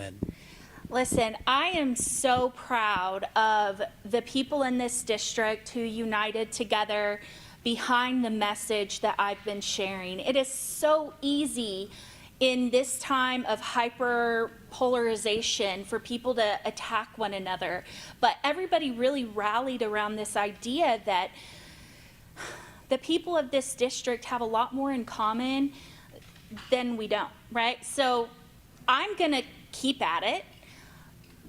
I really hope that Josh lives up to his word of the things that he said. He says that he is a man of integrity, and I hope when Jeff Yass calls him, the person who donated $3.4 million through the school voucher pack, I hope that Josh says, we are not shutting down Oklahoma schools.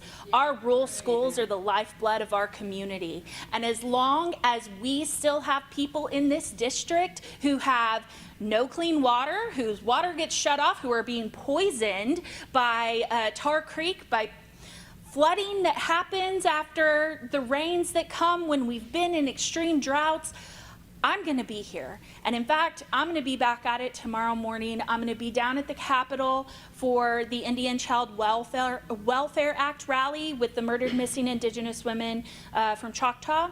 And I'm just going to keep at it. And it doesn't matter if I've lost, because honestly, all of these wonderful people that I have met have really kept my spirits alive. And as long as there are still needs in these communities, I'm going to be here. You guys, are you ready to have clean water? Yeah!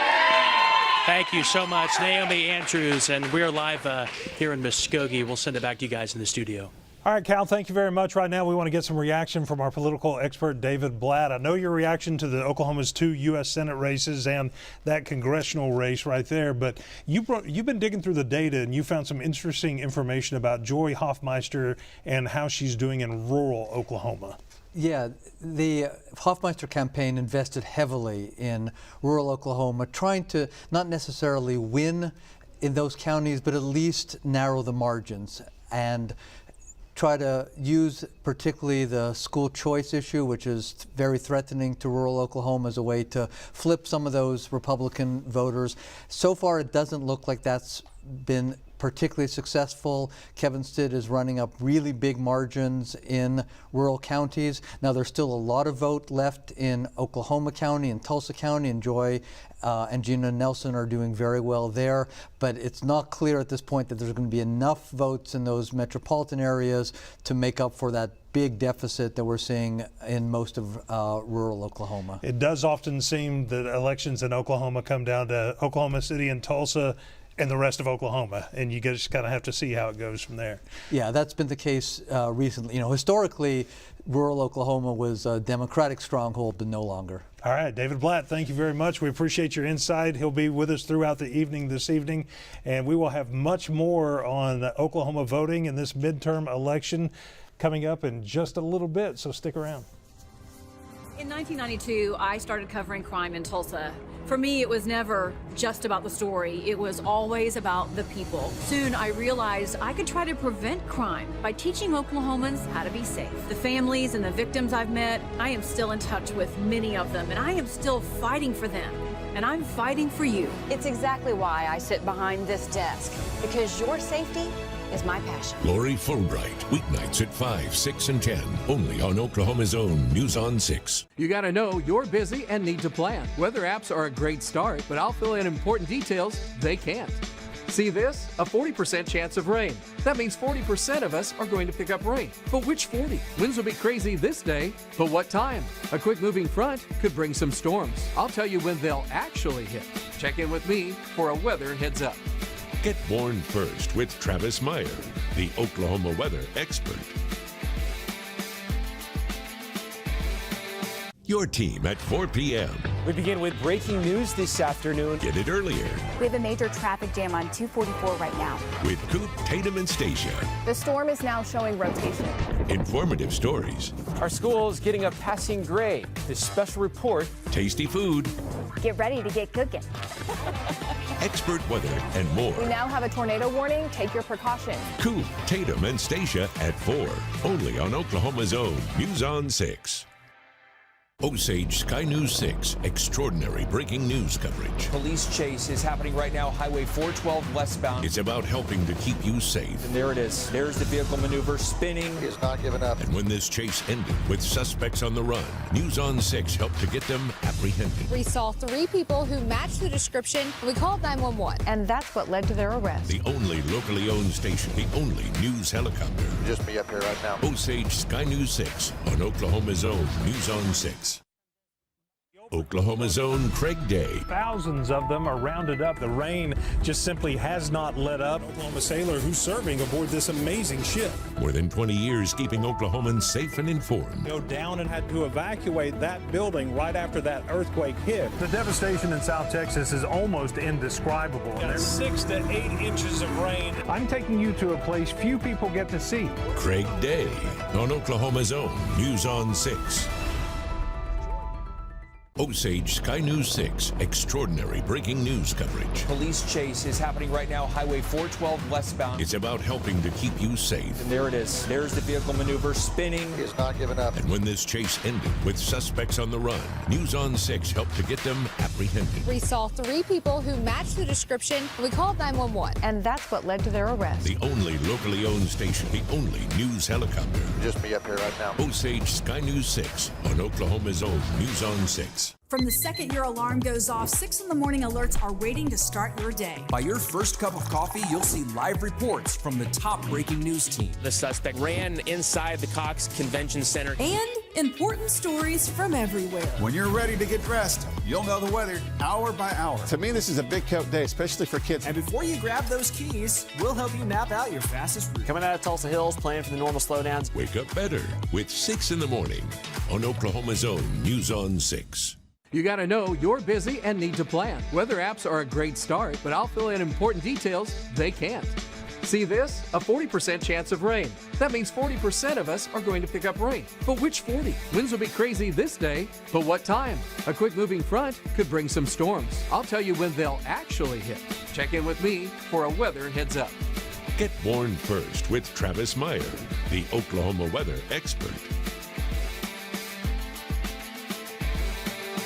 Friends, talk about the economy, talk about crime, talk about immigration. Don't talk about anything else. That's the way to appeal to women. We should check back in on Bucks County with Major Garrett and Anthony Salvanto coming up. Also, we're just about 30 minutes away from polls closing in 3 more states. Campaign 2022, Oklahoma votes. Good evening. We are closely watching all the local races and want to bring you up to date on a few of the big ones right now, including the races for U.S. Senate. The AP projects Josh Brecheen will also be elected to represent District 2 in Congress. Let's go to News on 6's Ashland Brothers at Josh Brecheen's watch party in Durant. And obviously a very excited group of folks down there. Ashland?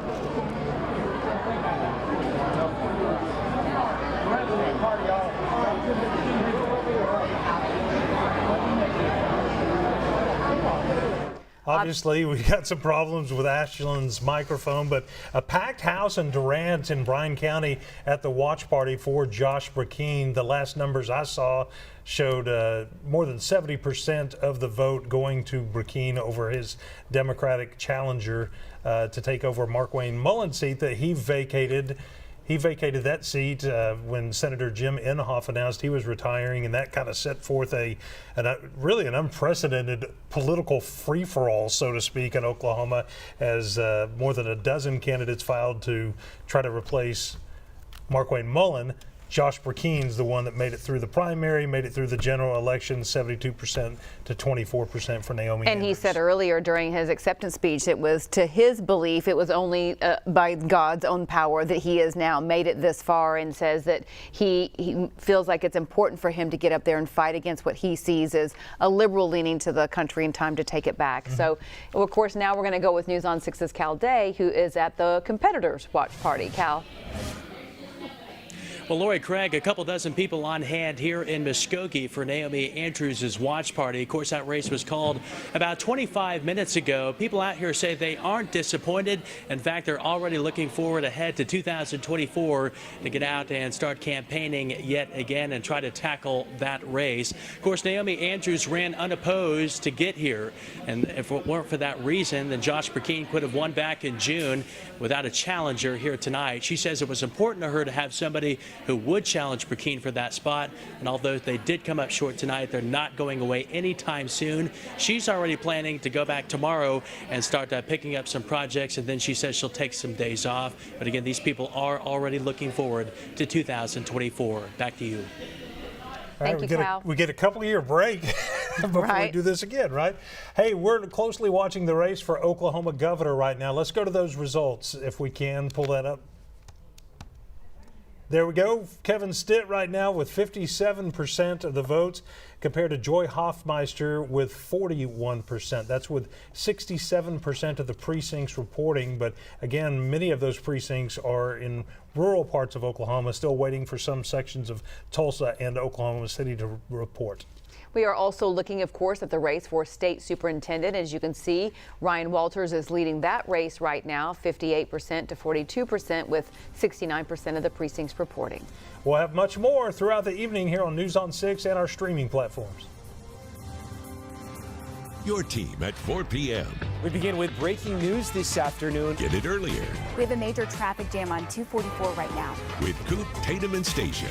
The storm is now showing rotation. Informative stories. Our school is getting a passing grade. This special report. Tasty food. Get ready to get cooking. Expert weather and more. We now have a tornado warning. Take your precautions. Coop, Tatum, and Stacia at 4. Only on Oklahoma's own News on 6. You gotta know you're busy and need to plan. Weather apps are a great start, but I'll fill in important details they can't.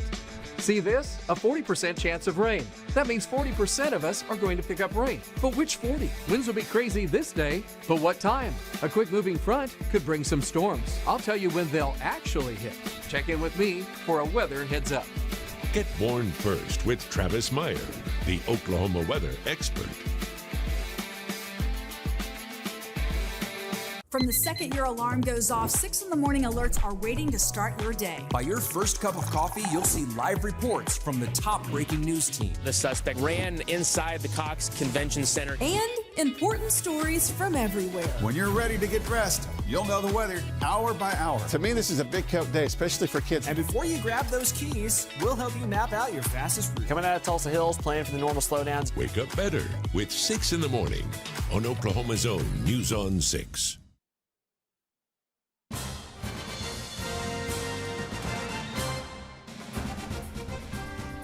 Thank you for staying with us for our 2-hour special digital coverage of these midterm elections. We have the latest results on all the big races on the ballot here in Oklahoma. Of course, one of the big issues one of the races on the Oklahoma ballot tonight is the race for state superintendent. As you can see, current Secretary of Education Ryan Walters is up and 58% to 42% against his Democratic competitor Gina Nelson. Gina Nelson, the 2020 Teacher of the Year in Oklahoma, had hoped to fare a little bit better. We'll see if those numbers, if she's able to close that gap throughout the evening. Let's check in with News on 6's Chin Doan, who is live at Ryan Walters' watch party tonight. Chin? Yeah. Hi, Craig and Lori. Yeah, busy night here. A lot of people here. Ryan Walters was here with us just a few moments ago, but in fact, he's been so popular tonight. Someone pulled him away. He tells me the excitement continues to grow tonight. As we've been following the poll numbers, earlier his opponent was in the lead, and now, as you just mentioned, he's been in the lead. And he says he's never been concerned about that. He's concerned about the future of education here in Oklahoma, which is why he's been running. And he's, been taking it really well tonight. He's so calm, actually. In fact, earlier he took moments to go upstairs to spend time with his kids. His children are young, and I asked him, do your kids know what's going on about the race, about your goals, about their future? He says, actually, they do. In fact, he jokingly said his girls were recruiting for him and telling their classmates to vote for him because they believe in him, just as he believes in the future of Oklahoma. Again, the crowds are growing here, just like his poll numbers are growing. He is just a few feet from me, but he's talking to someone else. Again, he's just been so popular tonight. He's been talking to a lot of people. He told me he's been traveling 1,800 miles across the state in the last 3 days alone, focused on wanting to know what our voters want for the future. He tells me the voters want what he wants, which is school vouchers, which is the opposite of what his opponent wants. He says his voters want opposite bathrooms. They do not want transgender students to be in those bathrooms. That's one of the topics. He keeps calling his opponent liberal and leftist, and he does not want any of that. Again, it's been a very busy night for him. We're going to try to grab him a little bit if we can as his numbers continue to grow. For now, we'll send it back to you, Craig and Lori. All right, Chin, thank you. We do want to check in next with News on 6's Kristen Weaver. She is covering the Democratic candidate Gina Nelson tonight. Kristen? Nope, we're having trouble with her live shot right now. Let's go back to the numbers, though. 58% to 42% right now. Ryan Walters, pretty substantial lead right now with 69% of the precincts reporting. Throughout our coverage, we'll be getting reaction from our political expert, David Blatt. We'll join him coming up in just a little bit. Right now, let's go back to Kristen. I think we've got that signal established. Kristen.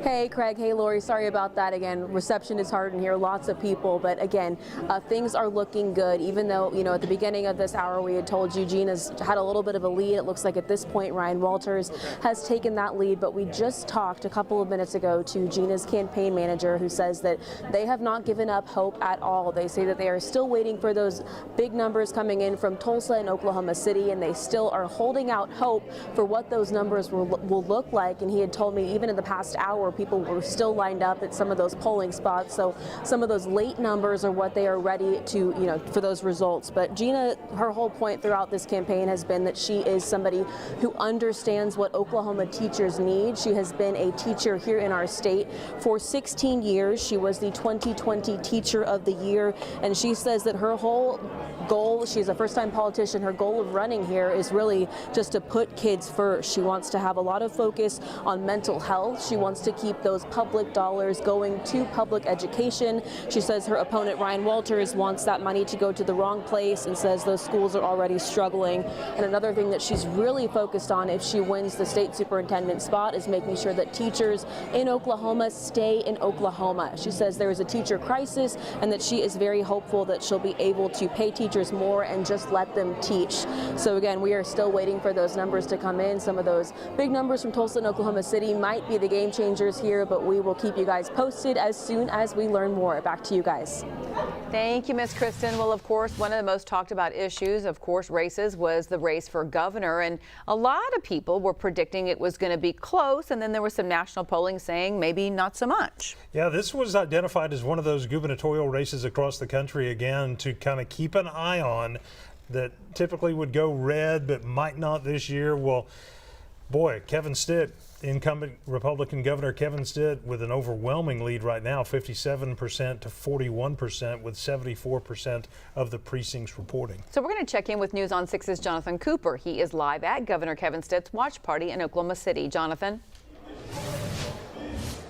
Craig and Lori, you can see I have my hand over my ear. That's just because it's very loud right now. They are speaking at the podium, just announcing a few things. They've announced the stuff that we've already reported about Markwayne Mullin winning and Senator James Lankford winning as well. We're still waiting for news on the governor's race. I spoke with some people that are close to the governor shortly ago. They've said they are feeling confident tonight.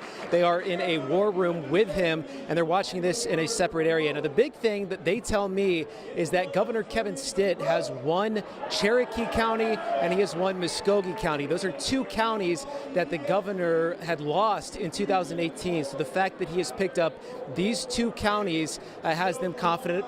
It's counties that have only about 6,000 votes for each, but the governor was able to flip both Cherokee County and Muskogee County, so they are confident. We are still waiting on a lot of those numbers coming from Tulsa and Oklahoma counties. You would think that those would probably maybe favor Joy Hofmeister a little bit. She is up in those counties, but it'll be to see how much she is able to overcome, because the governor is up by quite a bit right now, with about 75% of the precincts reporting. The people that are close to the governor told me that he is expected to speak shortly before 10 o'clock tonight. We will carry that for you when that happens. So if the governor speaks, we will, of course, carry that for you. And when they make a call in this race, we will have that for you as well. But I'm going to stay on here, continue to gather more information and see what I can find out. Guys, back to you.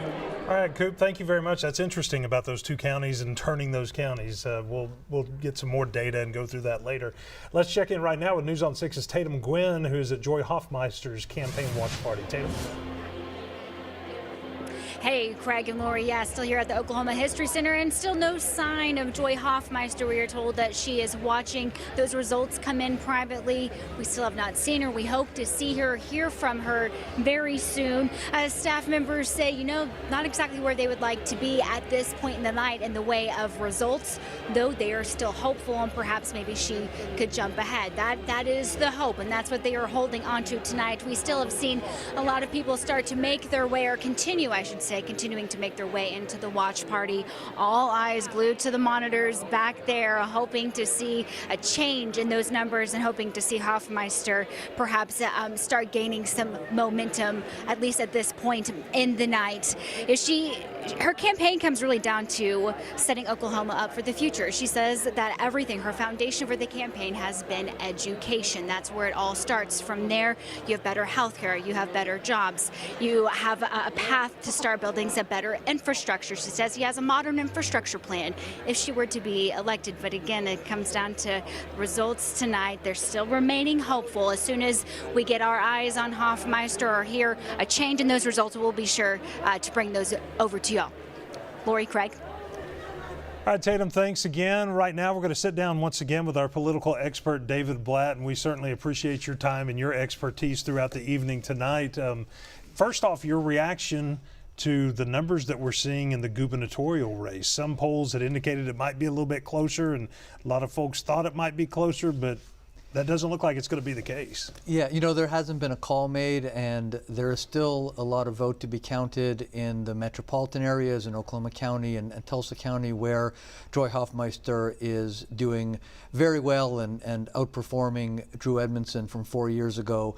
But ultimately, I think that the Hofmeister campaign and Gina Nelson's campaign invested heavily in rural Oklahoma, and the results just aren't there. That if you look at the county level results, that Kevin Stitt is maintaining and even growing his margin from 4 years ago, despite all the money and support that the tribes put in favor of Joy Hofmeister, despite all the concerns about what school choice and vouchers may do to rural schools. Rural Oklahoma continues to be solidly Republican.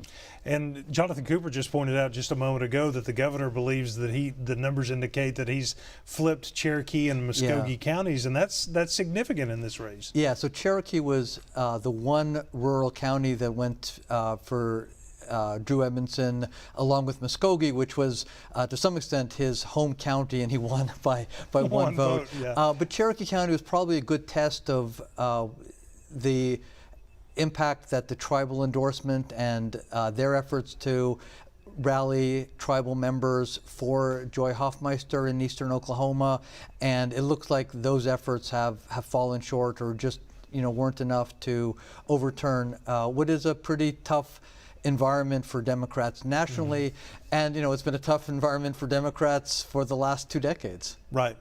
Here in Oklahoma. Thank you very much. It seems like Gina Nelson's fortunes are a little bit tied to Joy Hofmeister's as well. So, all right, we'll get back with you coming up in just a little bit. Lori?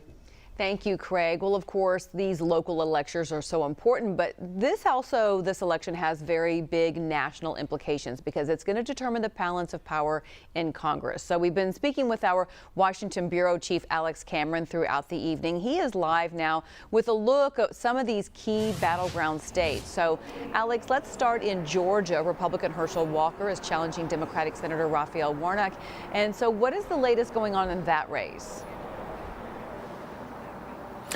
Well, Lori, the polls closed there quite some time ago, so a good amount of the vote has been counted and results are in. Right, the last check was about 67%, and it's really tightened up. It's now essentially a dead heat, but leading by a few tenths of a percentage point right now is Warnock. Last I checked, 49.3% to Herschel Walker's 48.9%. So both essentially at 49%. And the thing to watch here is whether either of them can get over 50%. And if neither of them does, then it will go to a runoff. And that's what a lot of those who watch this race are predicting, that neither would be able to, because there is a third-party candidate in the race, that neither would be able to get over 50%.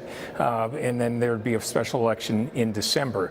So we'll have to watch that. But this is definitely one of the most watched races across the country. It certainly has a chance to play very largely into which party has control here of the Senate.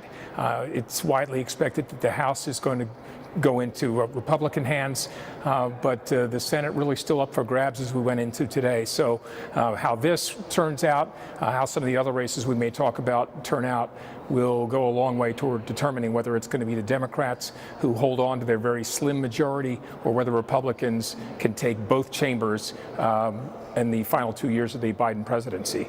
Lori, Craig. Thank you, Alex. Let's switch now gears to the U.S. Senate seat in Pennsylvania. Talk to us about that. Well, again, this is another one that was rated a dead heat going into today. Lieutenant Governor John Fetterman, had a generally accepted a lead. Even a month ago, most polls showed him with a slight lead. But Republican Mehmet Oz has the backing of Donald Trump. A lot of money has been poured into that state, and a fairly poor performance, or some would say a poor performance, by Lieutenant Governor Fetterman in a debate as he struggled struggles to overcome a stroke. Maybe gave some voters pause. Plus, a lot of people think that it's just the fact that nearing the election, a lot more concern about the economy has tightened that race. So again, that one was considered a dead heat. The polls are closed in Pennsylvania. We are getting results, but it's still fairly early. Lieutenant Governor Fetterman had a huge lead in the early voting, and it's now tightening it up. I think the last I saw was that he had about 55% of the vote, and that's Fetterman with 55% and Oz with 42%. But again, the trend has been that it's getting tighter and tighter, and most had predicted this was going to be essentially, a toss-up. So we'll probably continue to see that get tighter as the evening goes on. Alex, it seems like Arizona is always a state that seems to play a role in just about every big election. How are things going there? Well, I think we're not getting any results yet, but this will be another important one to watch. I think this race between Mark Kelly and Blake Masters. Blake Masters, the venture capitalist. Mark Kelly, the incumbent, former Navy pilot, astronaut, is also going to be very tight. I think. Most pollsters give Kelly a slight advantage. Maybe this is leaning Democratic, toss-up lean Democratic as we go into Election Day today. But this is, Arizona's been at the center of controversy. There were what some are calling some voter irregularities there earlier today with some tabulating, some of the polling places, the tabulation machines not working properly. But the folks there say they've got that under control, and every vote will be counted. Still, after what we've been through, we need as few things like that to happen as possible. So no results yet coming in, but again, the people looking at this, analyzing this race, are expecting it to be very, very close. So that's a kind of a look at three races that will help determine who controls the Senate, who controls the agenda here in Congress for the next couple of years. Lori, Craig. All right, Alex Cameron in our independent News on 6 Washington Bureau. We appreciate your hard work, and boy, it's nice to have that bureau there to get that information. Absolutely. We so appreciate it. Well, of course, 3 of Tulsa's 9 city council seats have gone to a runoff tonight. News on 6's Emery Bryan is covering those races and has the latest for us. Emery? Well, we are getting a few more results, but remember, these are over in the east side of Tulsa, and to get these results, the machines, the data from these machines literally has to be driven back to the election board downtown. So we're just now beginning to get some of those precinct numbers in. These are council districts 5, 6, and 7, and in District 5, Mikey Arthrell is leading his challenger, Grant Miller, 54% to 46%, just about 400 votes separating the two there. Let's go into District 6, where Connie Dodson, the incumbent, is leading her challenger, Christian Bingle. A little bit wider margin there, 54 to 46%. And in District 7, another incumbent is leading that race. Lori Decter-Wright, the chair of the council this year, 61 to 39%, a wider percentage-wise margin there over her challenger, Ken Reddick. Now, the new council will be sworn in December 5th. It looks like that will be almost all incumbents if that trend continues, though they're still early in the race tonight. If the trend continues, it would be all incumbents except for one person that filled an empty seat there. Lori and Craig, back to you. All right, Emery, thank you so much. There are 2 candidates up for Oklahoma Attorney General tonight. Gettner Drummond defeated current Attorney General John O'Connor in the Republican primary. He's up against Libertarian Linda Steele tonight. No contest in this one. Gettner Drummond 75% of the vote to Linda Steele's 25%. You might remember Gettner Drummond just barely lost in the Republican primary the last go-round. Of course, won this time and is now going on to become Oklahoma's next Attorney General. News on 6's Reagan Ledbetter is at that watch party for us tonight. Reagan? Yeah, Craig and Lori, we're told Gettner Drummond is having his own private watch party tonight. We haven't seen him here in the building just yet. We're hoping to see him soon and get his reaction. But as you guys said, as soon as those polls closed and the election results started coming in, Gettner Drummond took a early and very substantial lead, and it's pretty much stayed that way ever since. Now, during his campaign, Gettner Drummond has characterized himself as someone who will be independent of Governor Kevin Stitt. He also has made it a focus that he wants to repair the state's relationship with the Oklahoma tribes. That's been a big part of his campaign. And he also brought up his military background and how he's always put his country and community first. And he says if he wins, he'll put Oklahomans first. As I say, he's not here right now, as I've seen so far, but as soon as he get here, we'll get his reaction and have more on that. Back to you guys. All right, Reagan, thank you very much. Right now, we're going to sit down once again with our political expert, David Blatt, to get his feel on how things are going this evening. And a little bit surprised at the state education, the state superintendent of education race and the gubernatorial race. Yeah, I think, at this point, the results are disappointing for the Democratic candidates in both of the races. They had both ran well-organized, well-funded campaigns. They got a lot of support from within their parties, and were hopeful of getting even some crossover support from some Republicans. There were some prominent Republicans, including J.C. Watts, Gary Jones, a former Oklahoma state chair. But ultimately, the results that we're seeing from rural Oklahoma suggest, as we talked earlier, that Republican control has remained as strong or maybe even stronger than it has been in previous elections.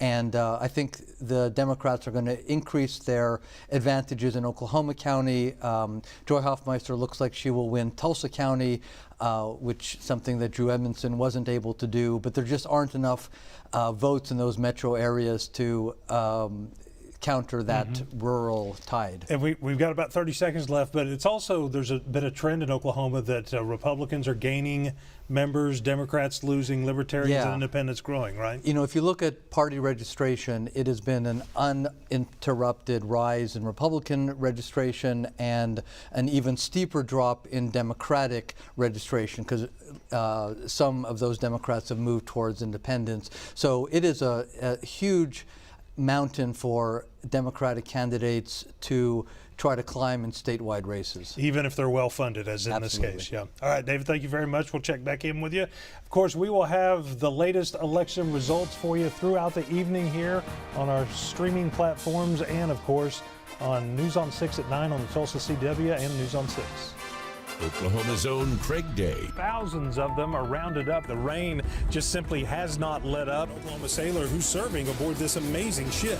More than 20 years keeping Oklahomans safe and informed. Go down and had to evacuate that building right after that earthquake hit. The devastation in South Texas is almost indescribable. Got 6 to 8 inches of rain. I'm taking you to a place few people get to see. Craig Day on Oklahoma's own News on 6. Osage Sky News 6, extraordinary breaking news coverage. Police chase is happening right now, Highway 412 westbound. It's about helping to keep you safe. And there it is. There's the vehicle maneuver spinning. He's not giving up. And when this chase ended with suspects on the run, News on 6 helped to get them apprehended. We saw 3 people who matched the description. We called 911. And that's what led to their arrest. The only locally owned station, the only news helicopter. Just be up here right now. Osage Sky News 6 on Oklahoma's own News on 6. From the second your alarm goes off, 6 in the morning alerts are waiting to start your day. By your first cup of coffee, you'll see live reports from the top breaking news team. The suspect ran inside the Cox Convention Center. And important stories from everywhere. When you're ready to get dressed, you'll know the weather hour by hour. To me, this is a big coat day, especially for kids. And before you grab those keys, we'll help you map out your fastest route. Coming out of Tulsa Hills, planning for the normal slowdowns. Wake up better with 6 in the morning on Oklahoma's own News on 6. You got to know you're busy and need to plan. Weather apps are a great start, but I'll fill in important details they can't. See this? A 40% chance of rain. That means 40% of us are going to pick up rain. But which 40? Winds will be crazy this day, but what time? A quick moving front could bring some storms. I'll tell you when they'll actually hit. Check in with me for a weather heads up. Get warned first with Travis Meyer, the Oklahoma weather expert.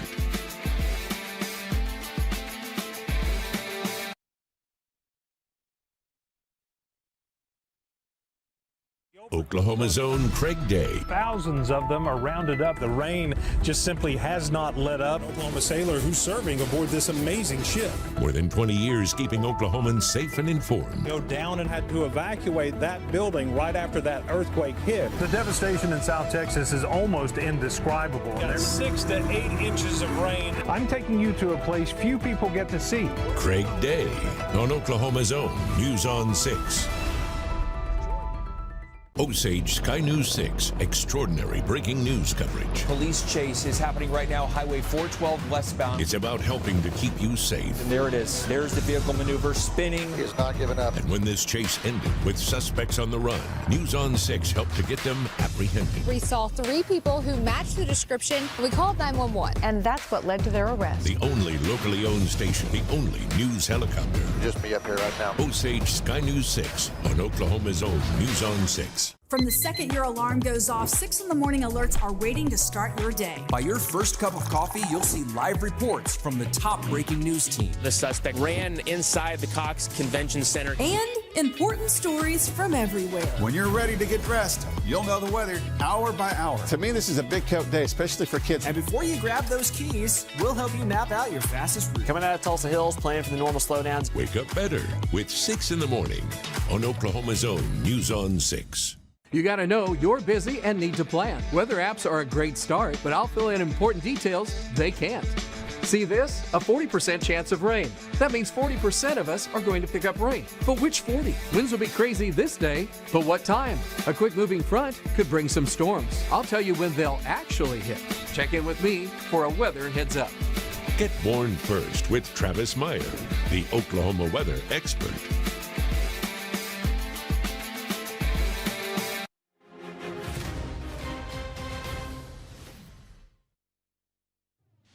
Campaign 2022, Oklahoma votes. Welcome back to our local coverage of election 2022, the midterms. It's been quite a night already. Ooh, busy night tonight. We want to go to some of the latest results for you in the governor's race. Governor Kevin Stitt, the incumbent, seeking re-election, 57% of the vote compared to Joy Hofmeister's 40%, with 83% of the precincts reporting. So some folks had expected this to be a little bit closer. That certainly doesn't look like it's going to be the case tonight. Looks like it's going to be a pretty big margin at this point, at least. We want to go to News on 6's Jonathan Cooper, who is live at Governor Kevin Stitt's watch party. Jonathan? Craig and Lori, the mood here has definitely changed in the past 30 minutes or so. There is a lot of excitement right now, obviously because some other outlets have reported that Governor Kevin Stitt has won this race. Both CBS News and the Associated Press have not called the race quite yet, but the governor is up 150,000 votes across the state of Oklahoma. Some said that this would be a closer race than it is right now, but the governor's up by about 15 points. Now, the governor is not here at the moment. We are told that he is expected to come out later. I have been told that he will speak before 10 o'clock tonight, so we do expect to hear from him. We've already seen some others, such as Lieutenant Governor Matt Pinnell, and also some others. Senator James Lankford, Ryan Walters is also here as well. We're going to get reaction from all sides of this and continue to follow this race. But for now, back to you guys. Thank you, Jonathan. Thanks, Jonathan. Let's check in now with News on 6's Tatum Gwynn, who is at Joy Hofmeister's campaign watch party tonight. Tatum? Hey guys, yeah, a lot of supporters for Hofmeister still holding on to hope that perhaps they could overcome this wide margin that has continued to get bigger as the night has gone on. Certainly not what they were hoping for. You know, they entered tonight hoping, that's the word of the night, hoping that voters would make the right decision, that they thought that Hofmeister is the person for the job to be the next governor. Still holding on to that. There's still quite a few people. We still have not seen Hofmeister. She is watching those results privately. We hope to hear from her sometime soon tonight and get her remarks. You know, she really ran on the value that Oklahoma belongs to Oklahomans and that she is here for the people, not a political party or a certain stance. So we hope to hear from her soon, and people here still holding on to hope. We'll send it back to you guys. Thanks, Tatum. We're following several other races as well. We're going to take a quick look at state superintendent right now to give you the results of that. Ryan Walters, a commanding lead right now over 2020 Teacher of the Year and Democratic challenger Gina Nelson. Ryan Walters with 58% of the vote, Gina Nelson at 42% with 84% of precincts reporting. And of course, we're going to have much more election coverage for you in about 30 minutes. And of course, you can join us for our special streaming coverage as well as on the Tulsa CW at 9 o'clock. We'll see you then.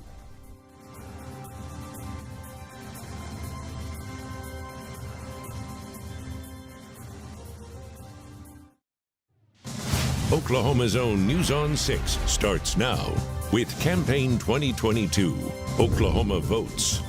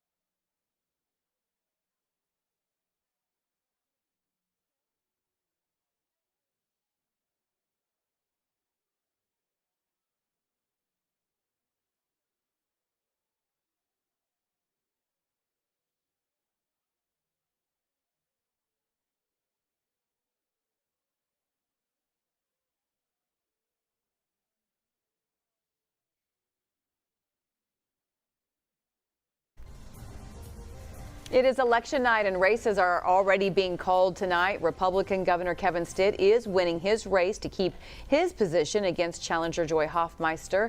And of course, the other contenders, Natalie Bruno and Irvin Yen as well. You can see the results there. Governor Kevin Stitt with 57% of the vote. In the state superintendent race, another race that it was expected to be closer than it actually turned out to be. Ryan Walters, 58% compared to Gina Nelson's 42%, and that's with 85% of the precincts reporting. Republican Congressman Markwayne Mullin beat Democrat Kendra Horn to fill the Senate seat of retiring Jim Inhofe. You can see those numbers. A convincing win, 63% of the vote going to Markwayne Mullin over Kendra Horn's 34%, 85% of the precincts reporting in that race. And in the race to replace Markwayne Mullin in the 2nd Congressional District, Josh Brecheen won that race overwhelmingly, 72%, 23% for Democrat Naomi Andrews. That's with all the precincts reporting.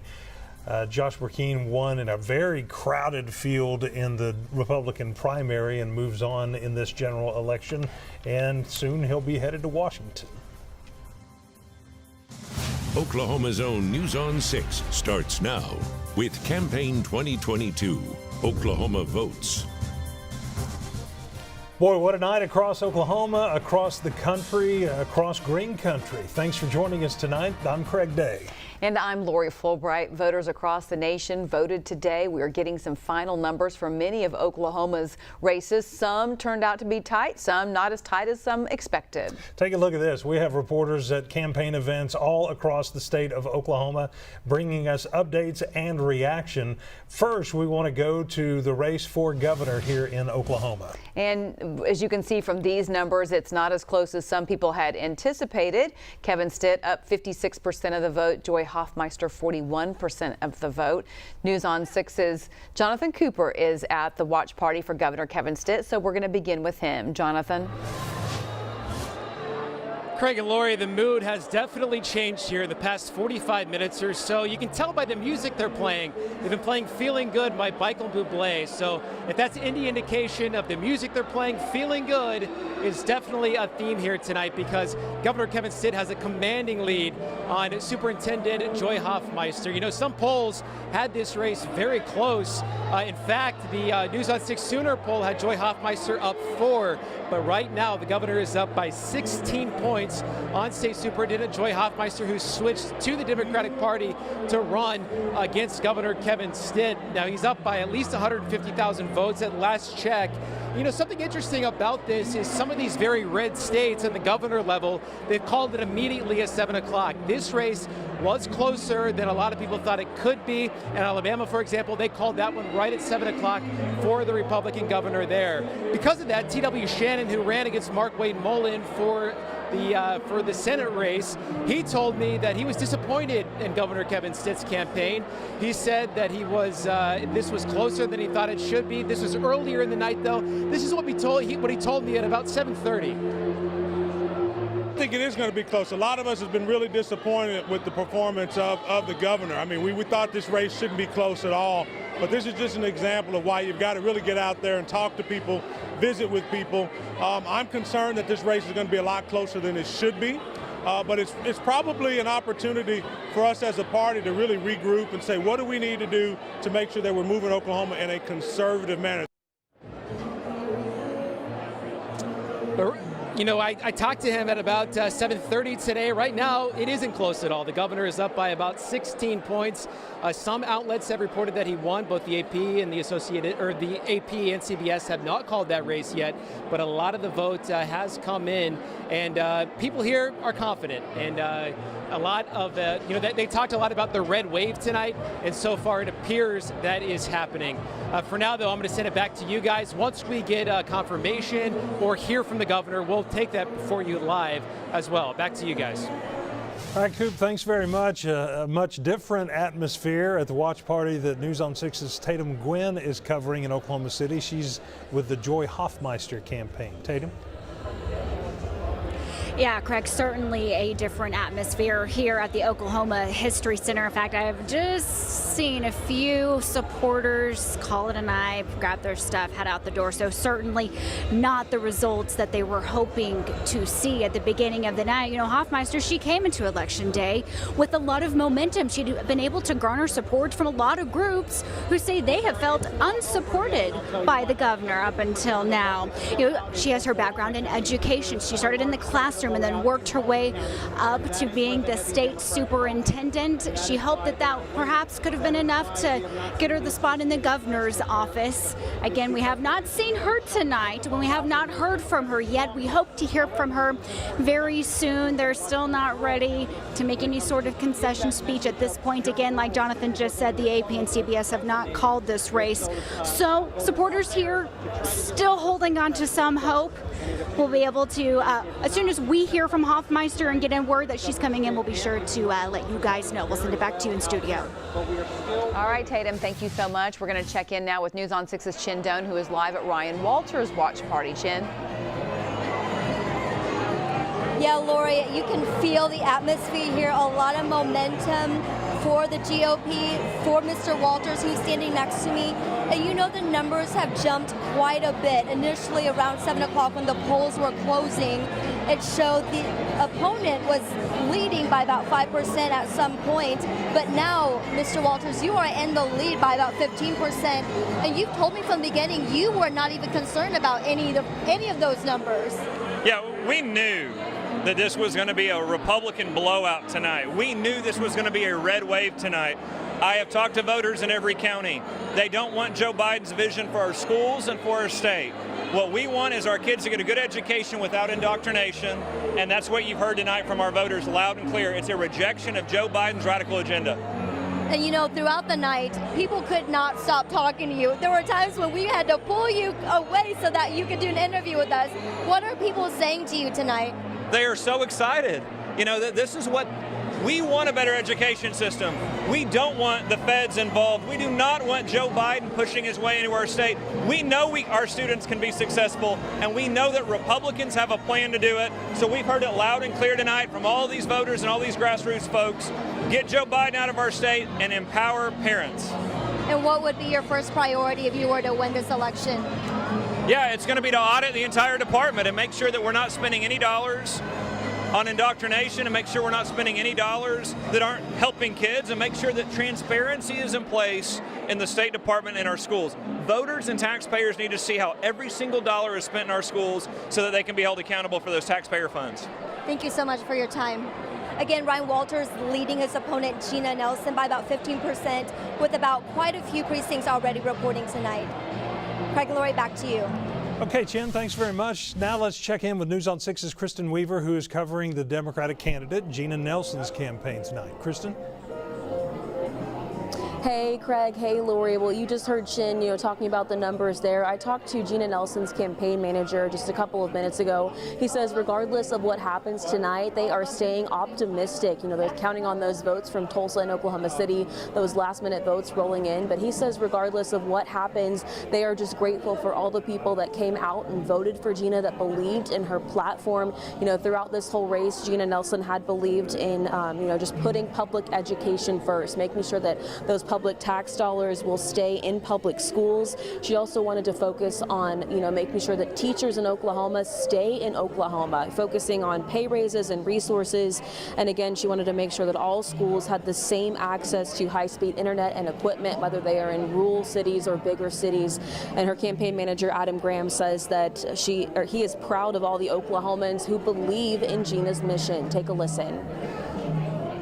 We have been all over the state in 77 counties, and in some communities we've been there 4 or 5 times. And Gina has met with educators, she's met with families, she's met with parents all around the state, and they're unified in their voice that they don't want vouchers in their schools, and they want a candidate, a teacher that will protect the profession and not, speak rhetoric all day.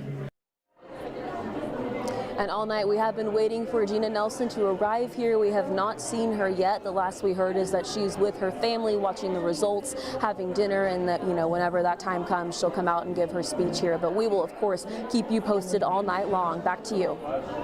Well, Markwayne Mullin is headed to the United States Senate. He, of course, is running to take over Jim Inhofe's seat after Senator Inhofe announced his retirement after serving 28 years in the United States Senate. Big victory tonight over Kendra Horn. As you can see from these numbers here, 63% for Markwayne Mullin, Kendra Horn at 34%.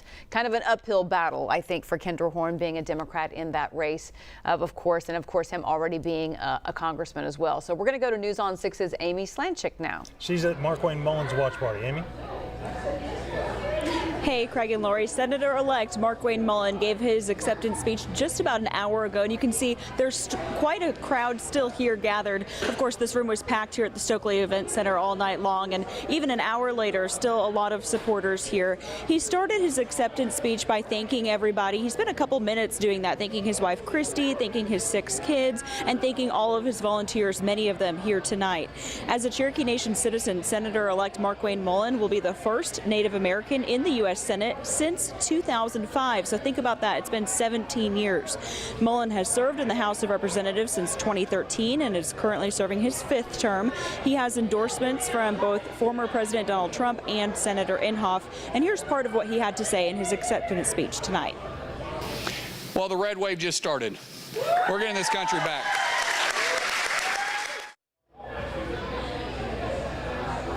And Senator Inhofe is retiring with 4 years left on his term, so Mullin will fulfill that through the year 2026. Back to you. All right, thanks, Amy. Now let's go to News on 6's Jordan Tidwell, who's at Kendra Horn's watch party. Jordan? Craig, it's certainly not the result that the people here supporting Kendra Horn at her watch party were hoping for tonight, with Kendra Horn only getting about 34% of the precincts that have been reported. Now, during her campaign, she said that she didn't have an allegiance to any certain political party, and that she offered bipartisanship, and she was just going to work for all Oklahomans. But that obviously is not the case, as Mullin has won. But we are waiting for her to arrive and hopefully address her supporters. A nice crowd of people here planning to support her. I'll go ahead and send it back to you. All right, Jordan, thank you so much. We appreciate that. We're going to check in now with News on 6's Reagan Ledbetter. He is live at Gettner Drummond's watch party tonight. Reagan?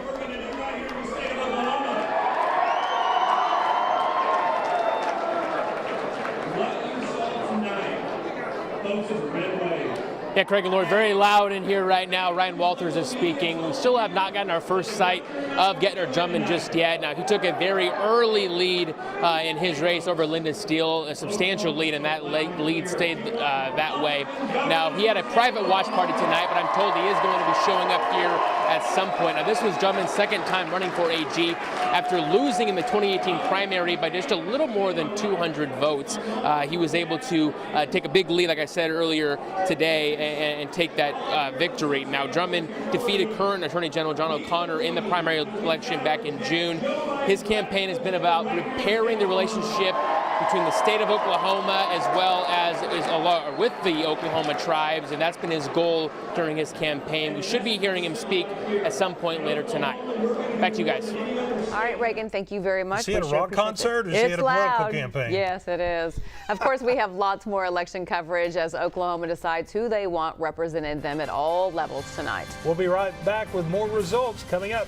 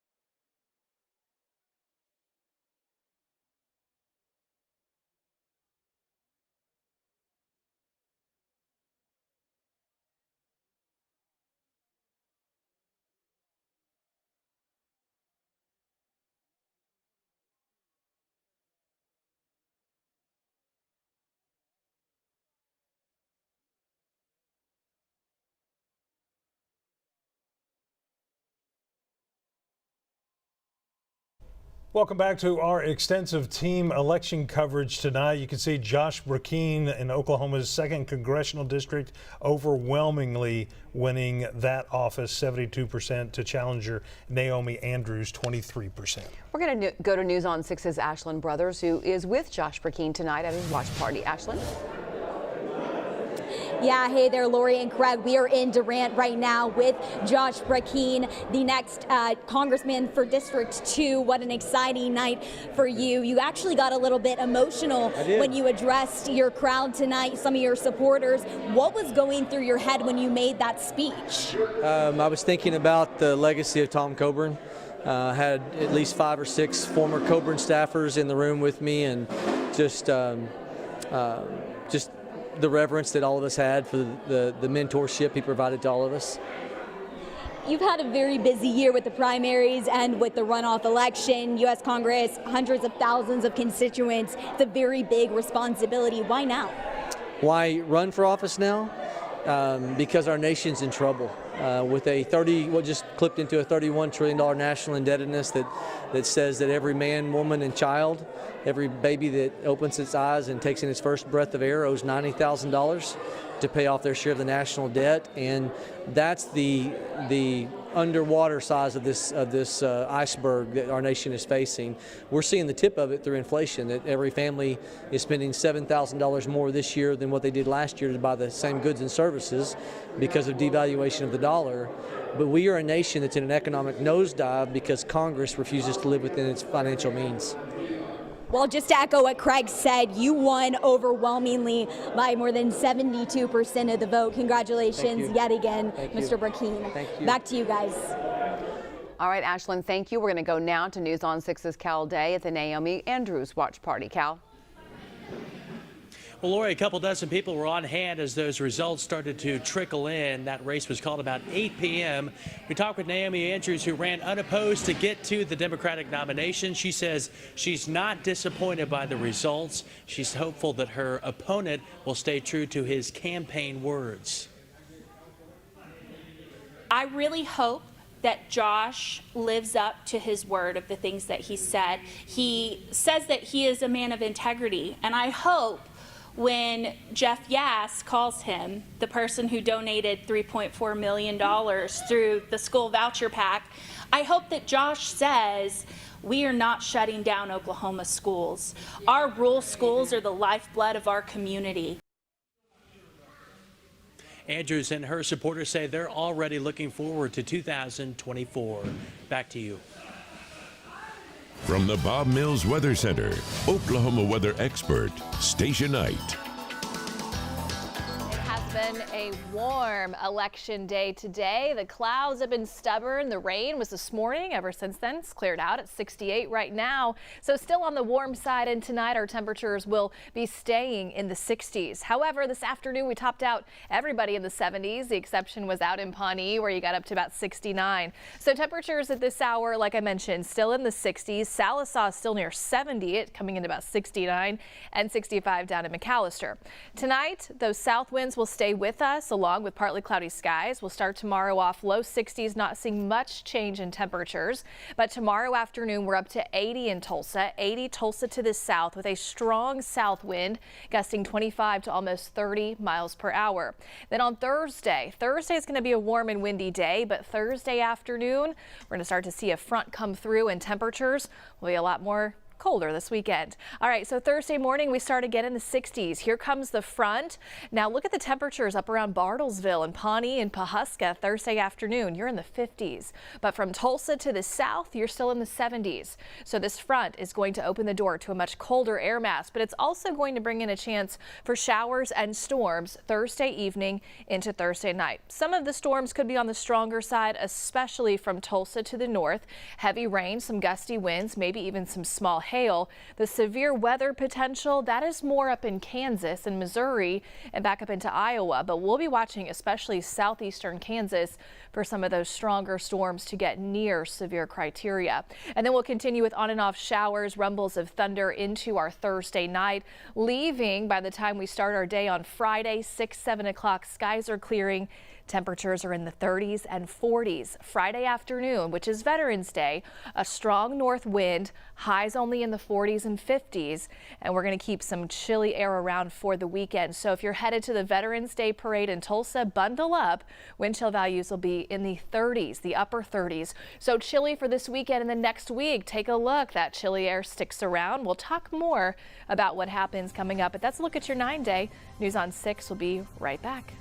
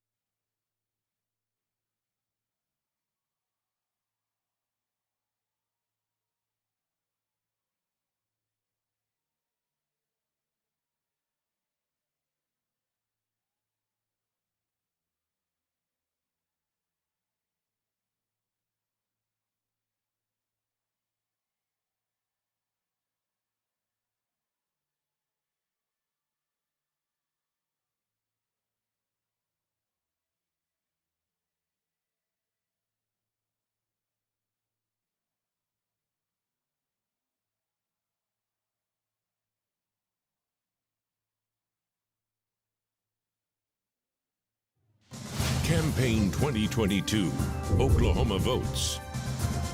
Good evening. Thanks for joining us. It is election night, and we are starting to get more reaction from some of the candidates who've won offices or been reelected, as is the case right now with Kevin Stitt, 56% of the vote compared to Joy Hofmeister's 41% right now, with 90% of the precincts reporting. You can see a live shot there from Governor Kevin Stitt's watch party, along with a number of other Republican candidates for statewide office as well. He's getting ready to address his supporters right now. Right, you can see he's getting the crowd pumped up, getting ready to make those remarks, and we'll join him now live.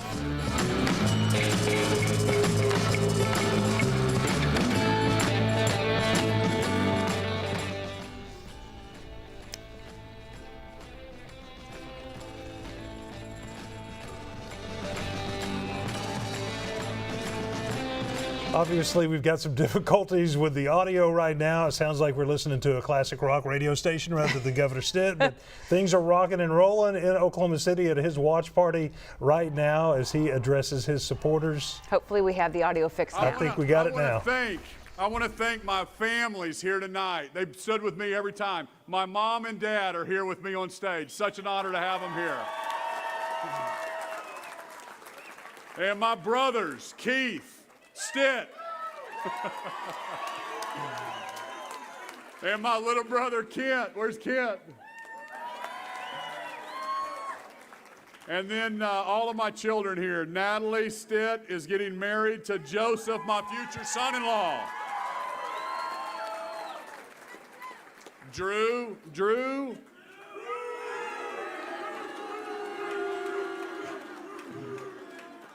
Piper, Remington, and Houston. Our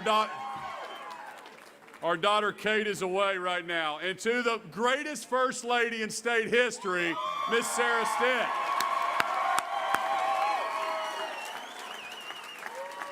Thank you. My wonderful bride for 24 years, the mother of our 6 children.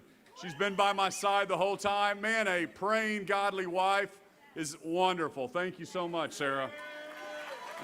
She is bringing the science of hope across the state of Oklahoma. I cannot wait to see what she does in 4 more years. Folks, the past year, we ran on the record of limited government, lower taxes, and traditional family values. And on this campaign, we talked a lot about the Oklahoma's turnaround from budget deficits to record surpluses. How we have invested historic, the most money ever in education in the state of Oklahoma, and to our wonderful teachers. And we've protected Oklahoma's freedoms in the most turbulent times leading during COVID. You notice we led in Oklahoma, we didn't follow. And here's the deal. We don't put our Constitution in the attic in Oklahoma just because somebody in Washington, D.C. tells us to.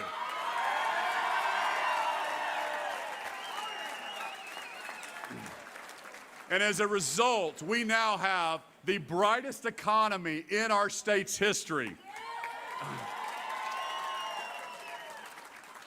Americans from across the nation are moving to the great state of Oklahoma in record numbers. We're number 11 in the country in people moving to the great state of Oklahoma, not per capita, but true numbers. You know what the state we're getting the most from? That's right, California. And I had to wait 18 years to vote in Oklahoma, so I'm going to make them wait 18 years to vote in Oklahoma. That's a joke if you're recording this, and I know you are. I'm just kidding.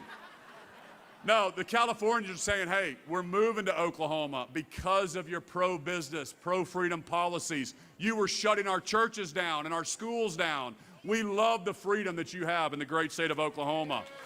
Folks, the American dream is alive and well in the great state of Oklahoma.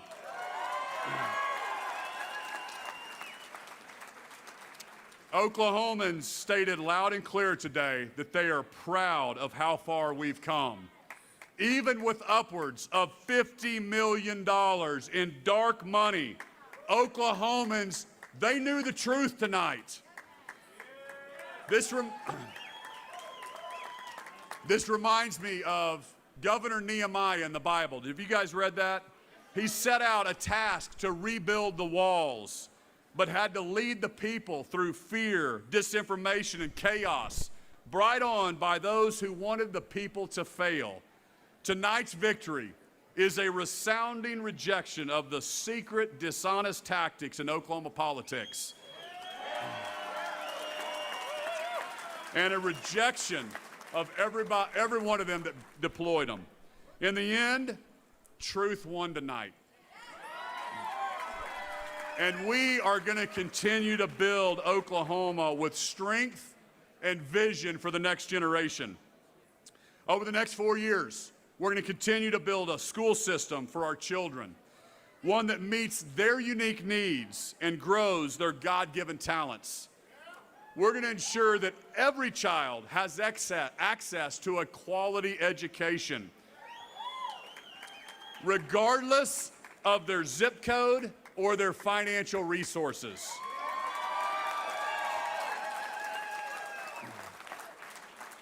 This means protecting our rural schools and unlocking opportunities for families that are stuck in failing districts. We're going to continue to fund the classroom and support our wonderful teachers all across the state. And we're going to respect parents' rights and protect their say in their children's education. And in our state, we're going to focus on teaching kids and not indoctrinating them.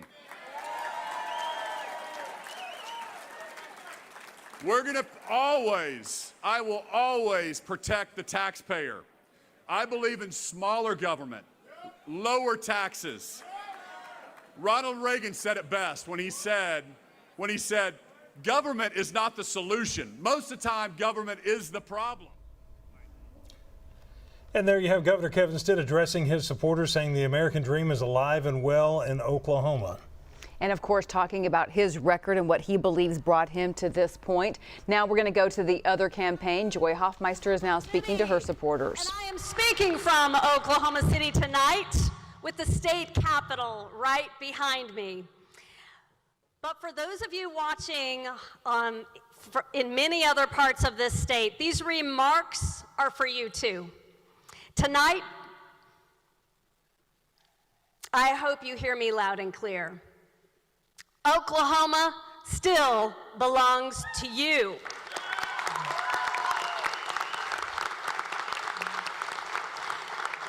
This building behind me, in case you've had any doubt, it also belongs to you.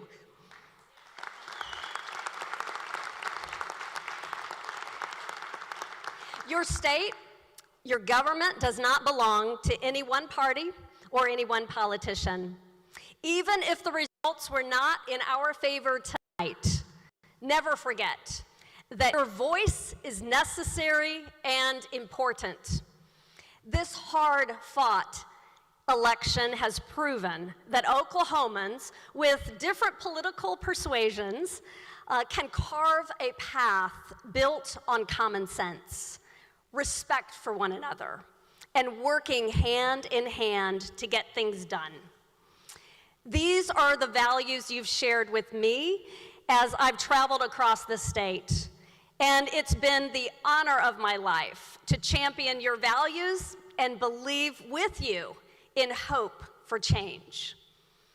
Thank you to Jerry, my husband of 38 years,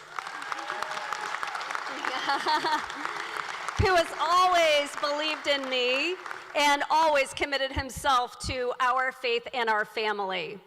It's Jerry, you know, who actually takes care of that SUV with 516,000 miles on it. And he is keeping it on the road, and we're still driving it. And to my kids, Lou, Katie, Liz, and Jim, and your spouses, Britta, Sam, and Steve. I love you. Thank you for your encouragement and for all the ways that you have kept me grounded and for always being there for your mom. And to my parents who are here as well, and my sisters, and the rest of my family, your unyielding love has sustained me through every up and down, and actually you have made me who I am. So a few moments ago, I spoke with Governor Stitt, and I congratulated him on a second term. I also offered the best success for him, and of course, I am happy to do anything I can to help and support good things for Oklahoma. This campaign was about reclaiming our state for our children, for our families, and for our businesses. Tomorrow, that journey continues anew, and there is one of our newest little Hofmeisters right there, little baby Willa. She's awake now. And we fight for her. If we've learned anything, we know that preparing our next generation takes consistent tending and focus, regardless of an election year politics. So let's keep fighting for every opportunity and resource that Oklahoma's children deserve. There you have it from Joy Hofmeister, the Democrat in the race for governor. She said she congratulated Kevin Stitt on re-election, on getting a second term, and said it was a hard-fought political fight. Also offered to help him accomplish anything that would be good for Oklahomans going forward as well, talking about the importance of getting Oklahoma on the right track for the next generation. Of course, we're going to have much more election coverage for you coming up, so stay with us.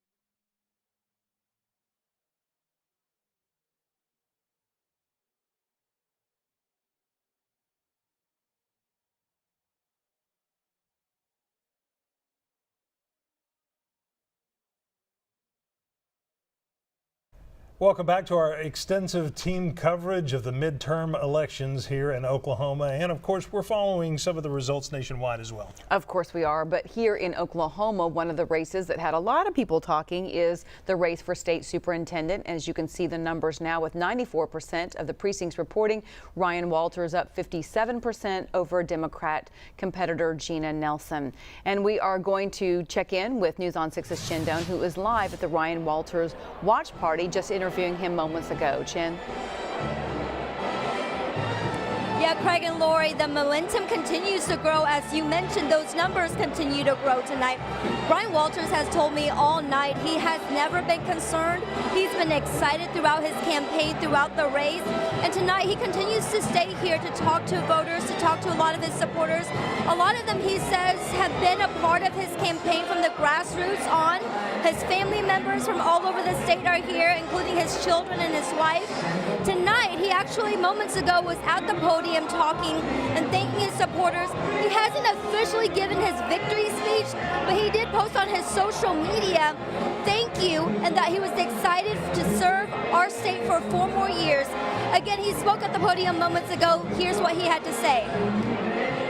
Folks, what you're going to see is a commitment to ensure that every child is empowered through parent options. You're going to see a push for more transparency and accountability, and you're never again going to see a superintendent that doesn't bring transparency to you, the taxpayers. Folks, thank you so much. We will continue to make Oklahoma great. Again, Ryan Walters is here with us tonight, just feet from us, next to Governor Kevin Stitt. So we're going to try to talk to him in a little bit. Right now, back to you. All right, thanks, Chin. Now let's check in with News on 6's Kristen Weaver, who's covering the Democratic candidate Gina Nelson's campaign tonight. Kristen? Hey Craig, hey Lori. Well, just a couple of minutes ago we did hear from Gina Nelson for the first time tonight. She came out very briefly just to thank everybody who has been supporting her throughout her race, and she just wanted to say again, this race came closer than anybody could have thought, and she was just very grateful for all the support that she did receive. You know, she reiterated she's been talking throughout her campaign that public education does save lives, and you know, it saved her life. She says that it's something that she will continue to fight for as a teacher for 16 years. Again, she was the 2020 Teacher of the Year, and she said that she just wants to put divisiveness aside. She says we are all Oklahomans, and it's not fair to take sides. So we will toss to her real quick what she had told us a little bit earlier. First of all, I just want to say, hey, we came closer than anyone thought was possible. When you think about it. And again, Gina had said that she really just wants to see divisiveness put aside, and just again wanted to thank all the people that have believed in her, and says that this will not ruin her spark. Back to you guys. Thank you, Kristen, and we'll have lots more election results as we get them throughout the night. Be right back.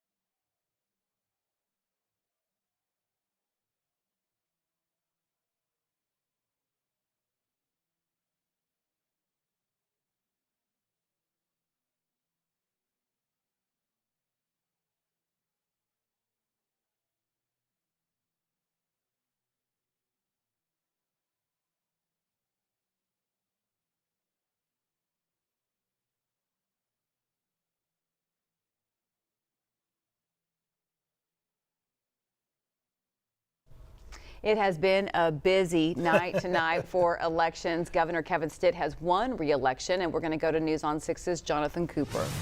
He is live at Governor Kevin Stitt's watch party tonight. Hi, Coop.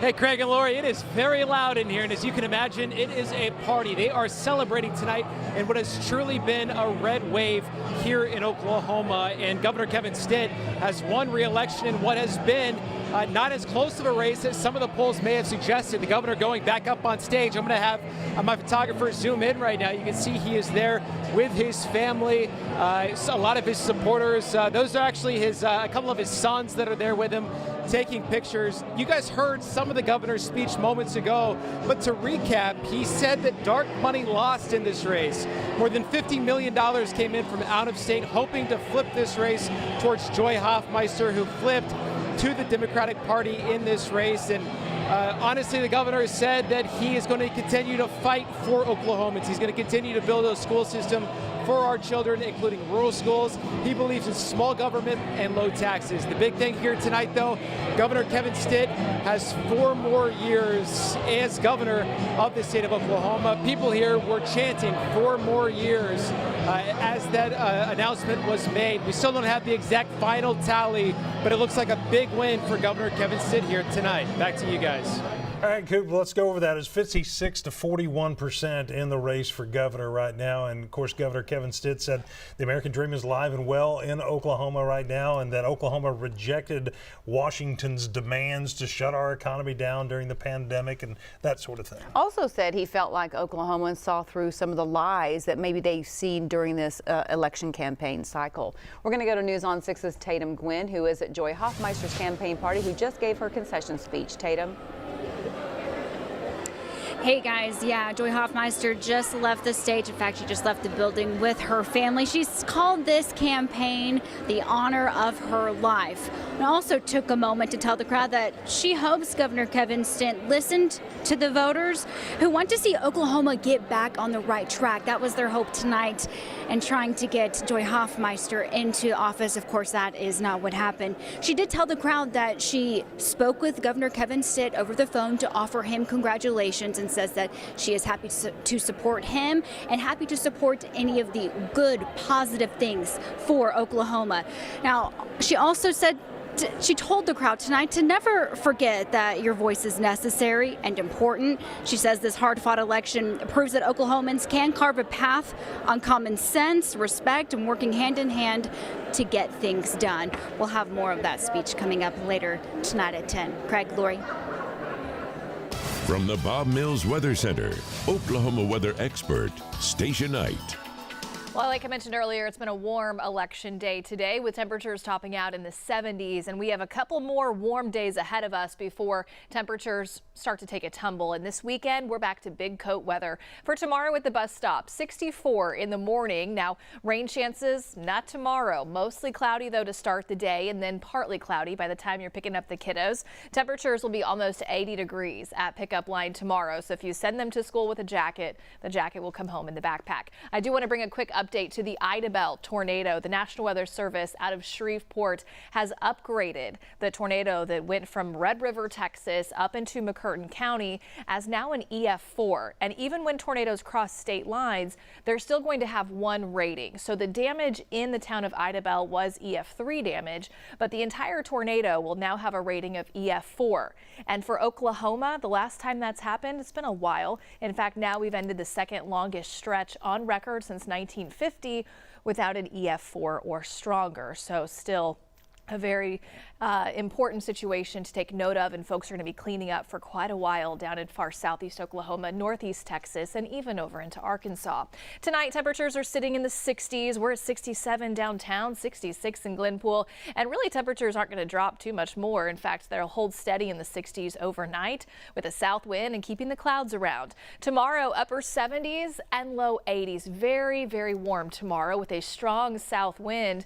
You'll feel those winds gusting up to 25 by the noon hour. And a strong south wind continues into Thursday. But Thursday, 60s in the morning, 70s for almost everybody in the afternoon. The exception will be up to the northwest of Tulsa, where you'll be falling into the 50s by 4 o'clock, and you'll have a chance for showers and storms. Now, some of these storms up in Osage, Pawnee, and back up into southeastern Kansas, these could be on the stronger side. Some gusty winds, heavy rain, and some hail potential. Severe weather risk still looks more likely up to our north, Kansas, Missouri, Iowa, but we have to watch some of these storms Thursday afternoon and Thursday evening, and just in case they can reach severe criteria, and a warning would have to be issued. It's not out of the question. It is possible, and of course we'll be watching. We'll continue with on and off showers, rumbles of thunder into our Thursday night, clearing out by Friday morning, 6-7 a.m. Maybe some lingering showers near the Oklahoma-Arkansas line, but temperatures much colder. 30s and 40s in the morning, but 40s in the afternoon with a strong north wind on Veterans Day. Headed to the parade, 41 at 11 a.m. here in Tulsa. Wind chill in the 30s, and that's because of a northwest wind. Sustained at 15 and gusting near 25. Saturday morning, we're in the 20s. Saturday afternoon, we're back in the 40s. So again, big coats are here for the weekend, and you're going to need that big coat for the majority of next week as temperatures will be staying on the cooler side. But our next chance for rain and storms will come in Thursday evening into Thursday night. That's a look at your 9-day. We'll be right back.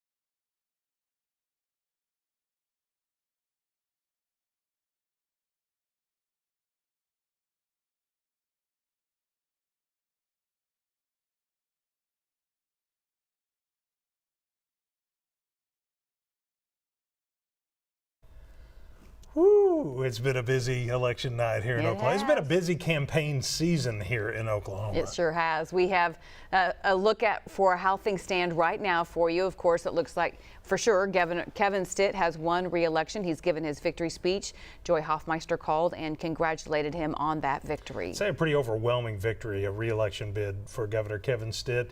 Both of Oklahoma's U.S. Senate seats were up. One from retiring Senator Jim Inhofe, Markwayne Mullin. This one was called from the get-go, right when the polls closed, basically. 62% of the vote to Kendra Horn, former Congresswoman Kendra Horn, 35% in that race with 95% of the precincts reporting. And Senator James Lankford easily won re-election to his Senate seat tonight, 65% to 32% against Madison Horn. A lot of folks thought this race would be closer, Ryan Walters and Gina Nelson, but Ryan Walters running away with that one as well, 57% to 43%. We are sure glad you joined us. We'll see you at News on 6 with more election coverage coming up.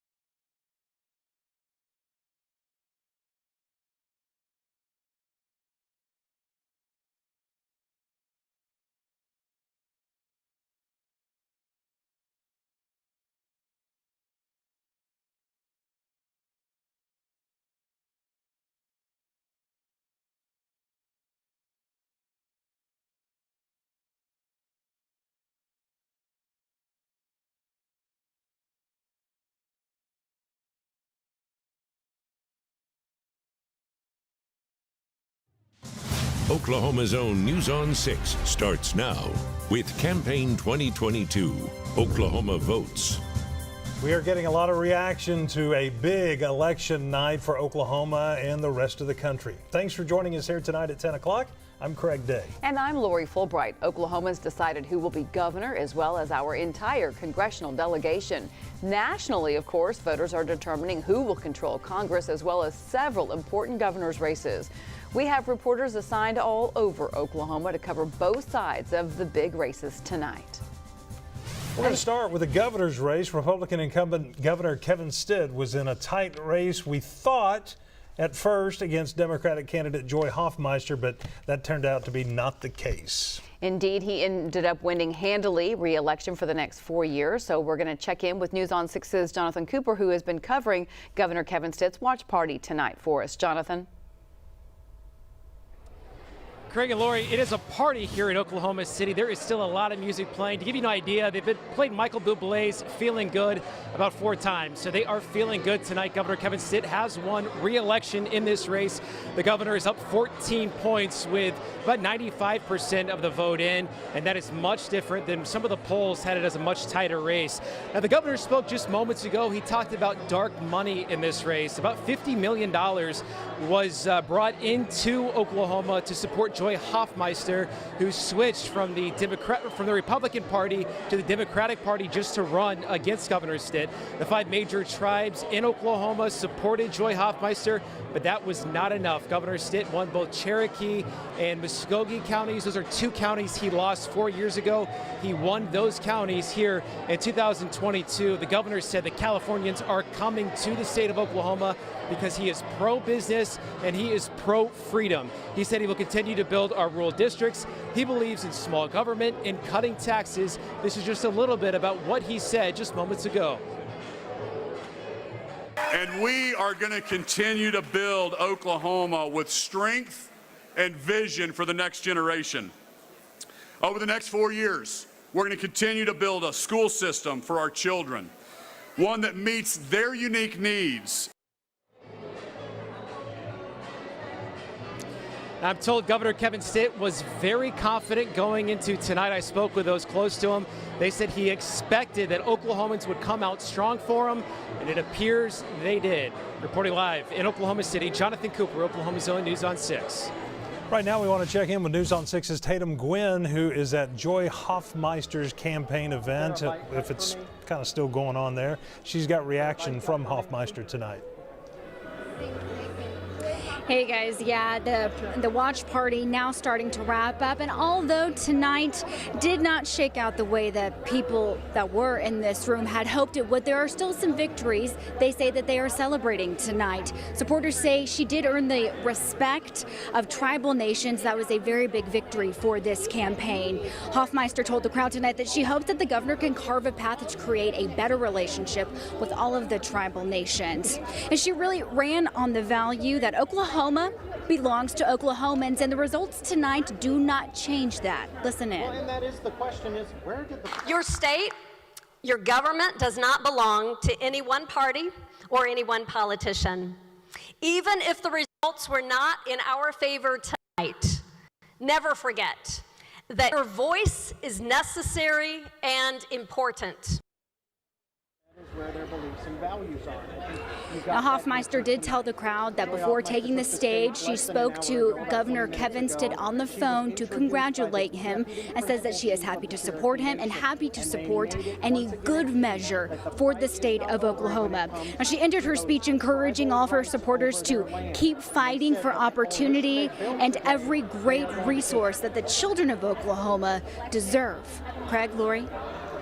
Thanks, Tatum. This is a unique year in Oklahoma politics because Oklahoma voters got a chance to decide both U.S. Senate seats because of Jim Inhofe's retirement announcement, but turned out to be not much of a contest in either race. Right. Markwayne Mullin was called very early in this race, I think 1 minute after the polls closed, and you can see the results here tonight. 62% in favor of Markwayne Mullin, over Kendra Horn, 35%. We want to go to News on 6's Amy Slanchik now, who has been live at Markwayne Mullin's watch party. Amy?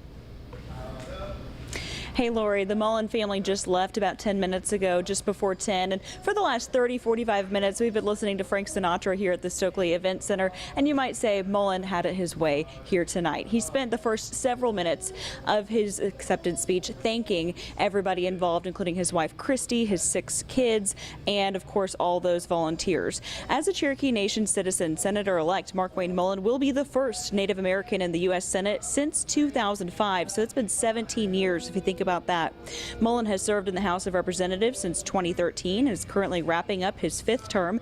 He was endorsed by both former President Donald Trump and Senator Inhofe, and here's part of what he had to say in his acceptance speech.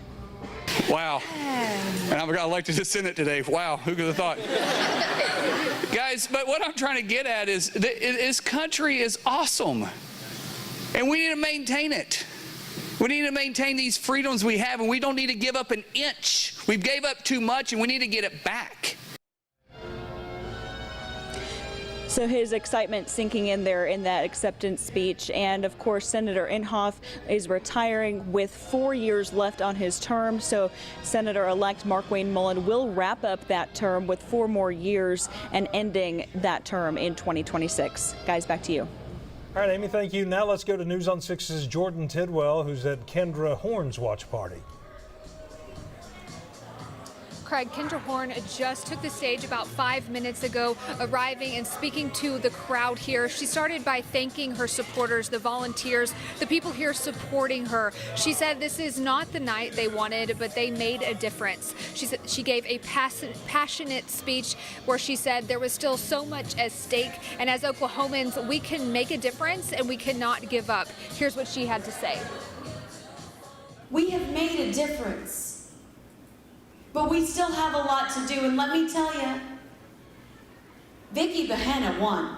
Vicki Bahena is the DA of Oklahoma County, and you helped do that. We have a person of integrity and authenticity and experience that is going to do right by our communities, and it is not a mistake that that happened right here in Oklahoma County.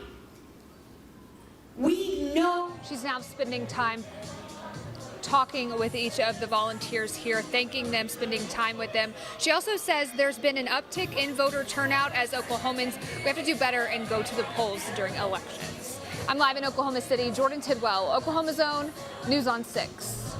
Thank you, Jordan. Of course, as we've already mentioned, Oklahoma's other Senate seat was on the ballot tonight. Republican Senator James Lankford won another term in the U.S. Senate, handily beating challenger Madison Horn, a political newcomer. Lankford with 65% of the vote compared to Horn's 32%, with the rest split up with the last 2 candidates in that race. And Republican Gentner Drummond is the new Attorney General for Oklahoma. We're going to go to those numbers for you now. 74%, again, a very big win over competitor Linda Steele, who was an independent.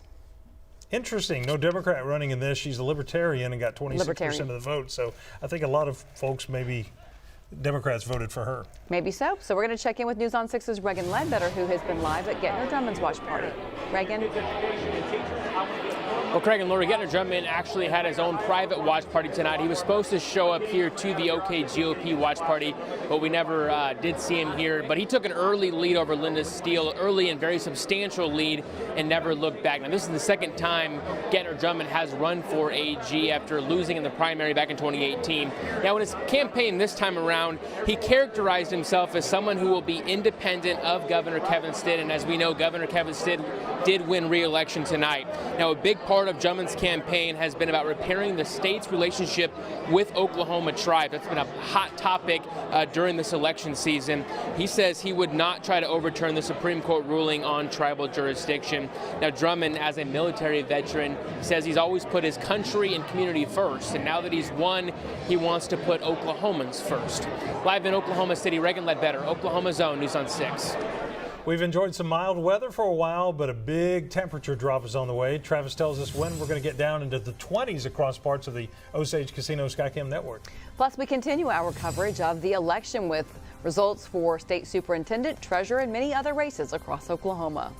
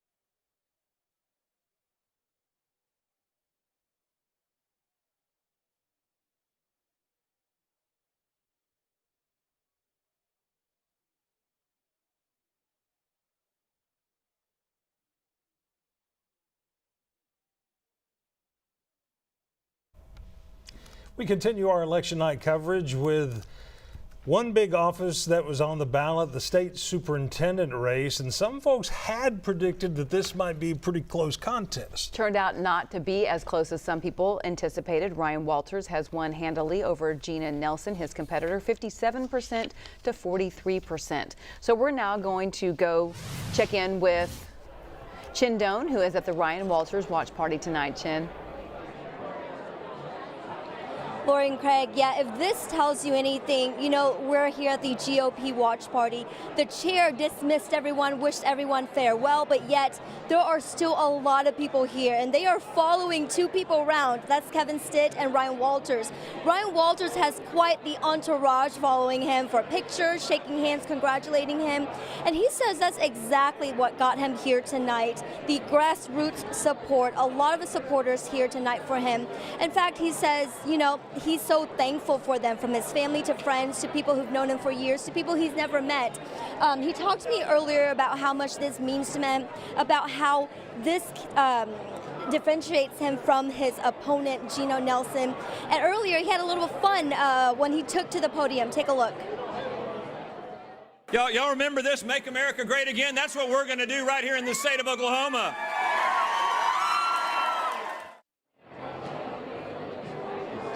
And on that podium, he also made a promise for transparency, for those school vouchers he's been talking about, and also to make sure that parents always have the choice when it comes to making decisions for their children.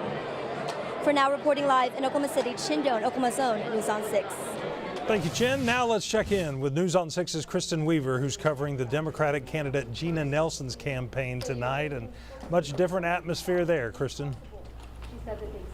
Yeah, Craig, a different atmosphere as well. Everything is really wrapped up tonight, but Gina did give a very brief thank you speech to all of her supporters and says she will not stop fighting to make education better here in our state. Now, Gina says that this race came closer than anyone even thought. She told her supporters what she said throughout her campaign, which is that public education saves lives and is something that she will continue working on as a proud teacher of 16 years here in our state.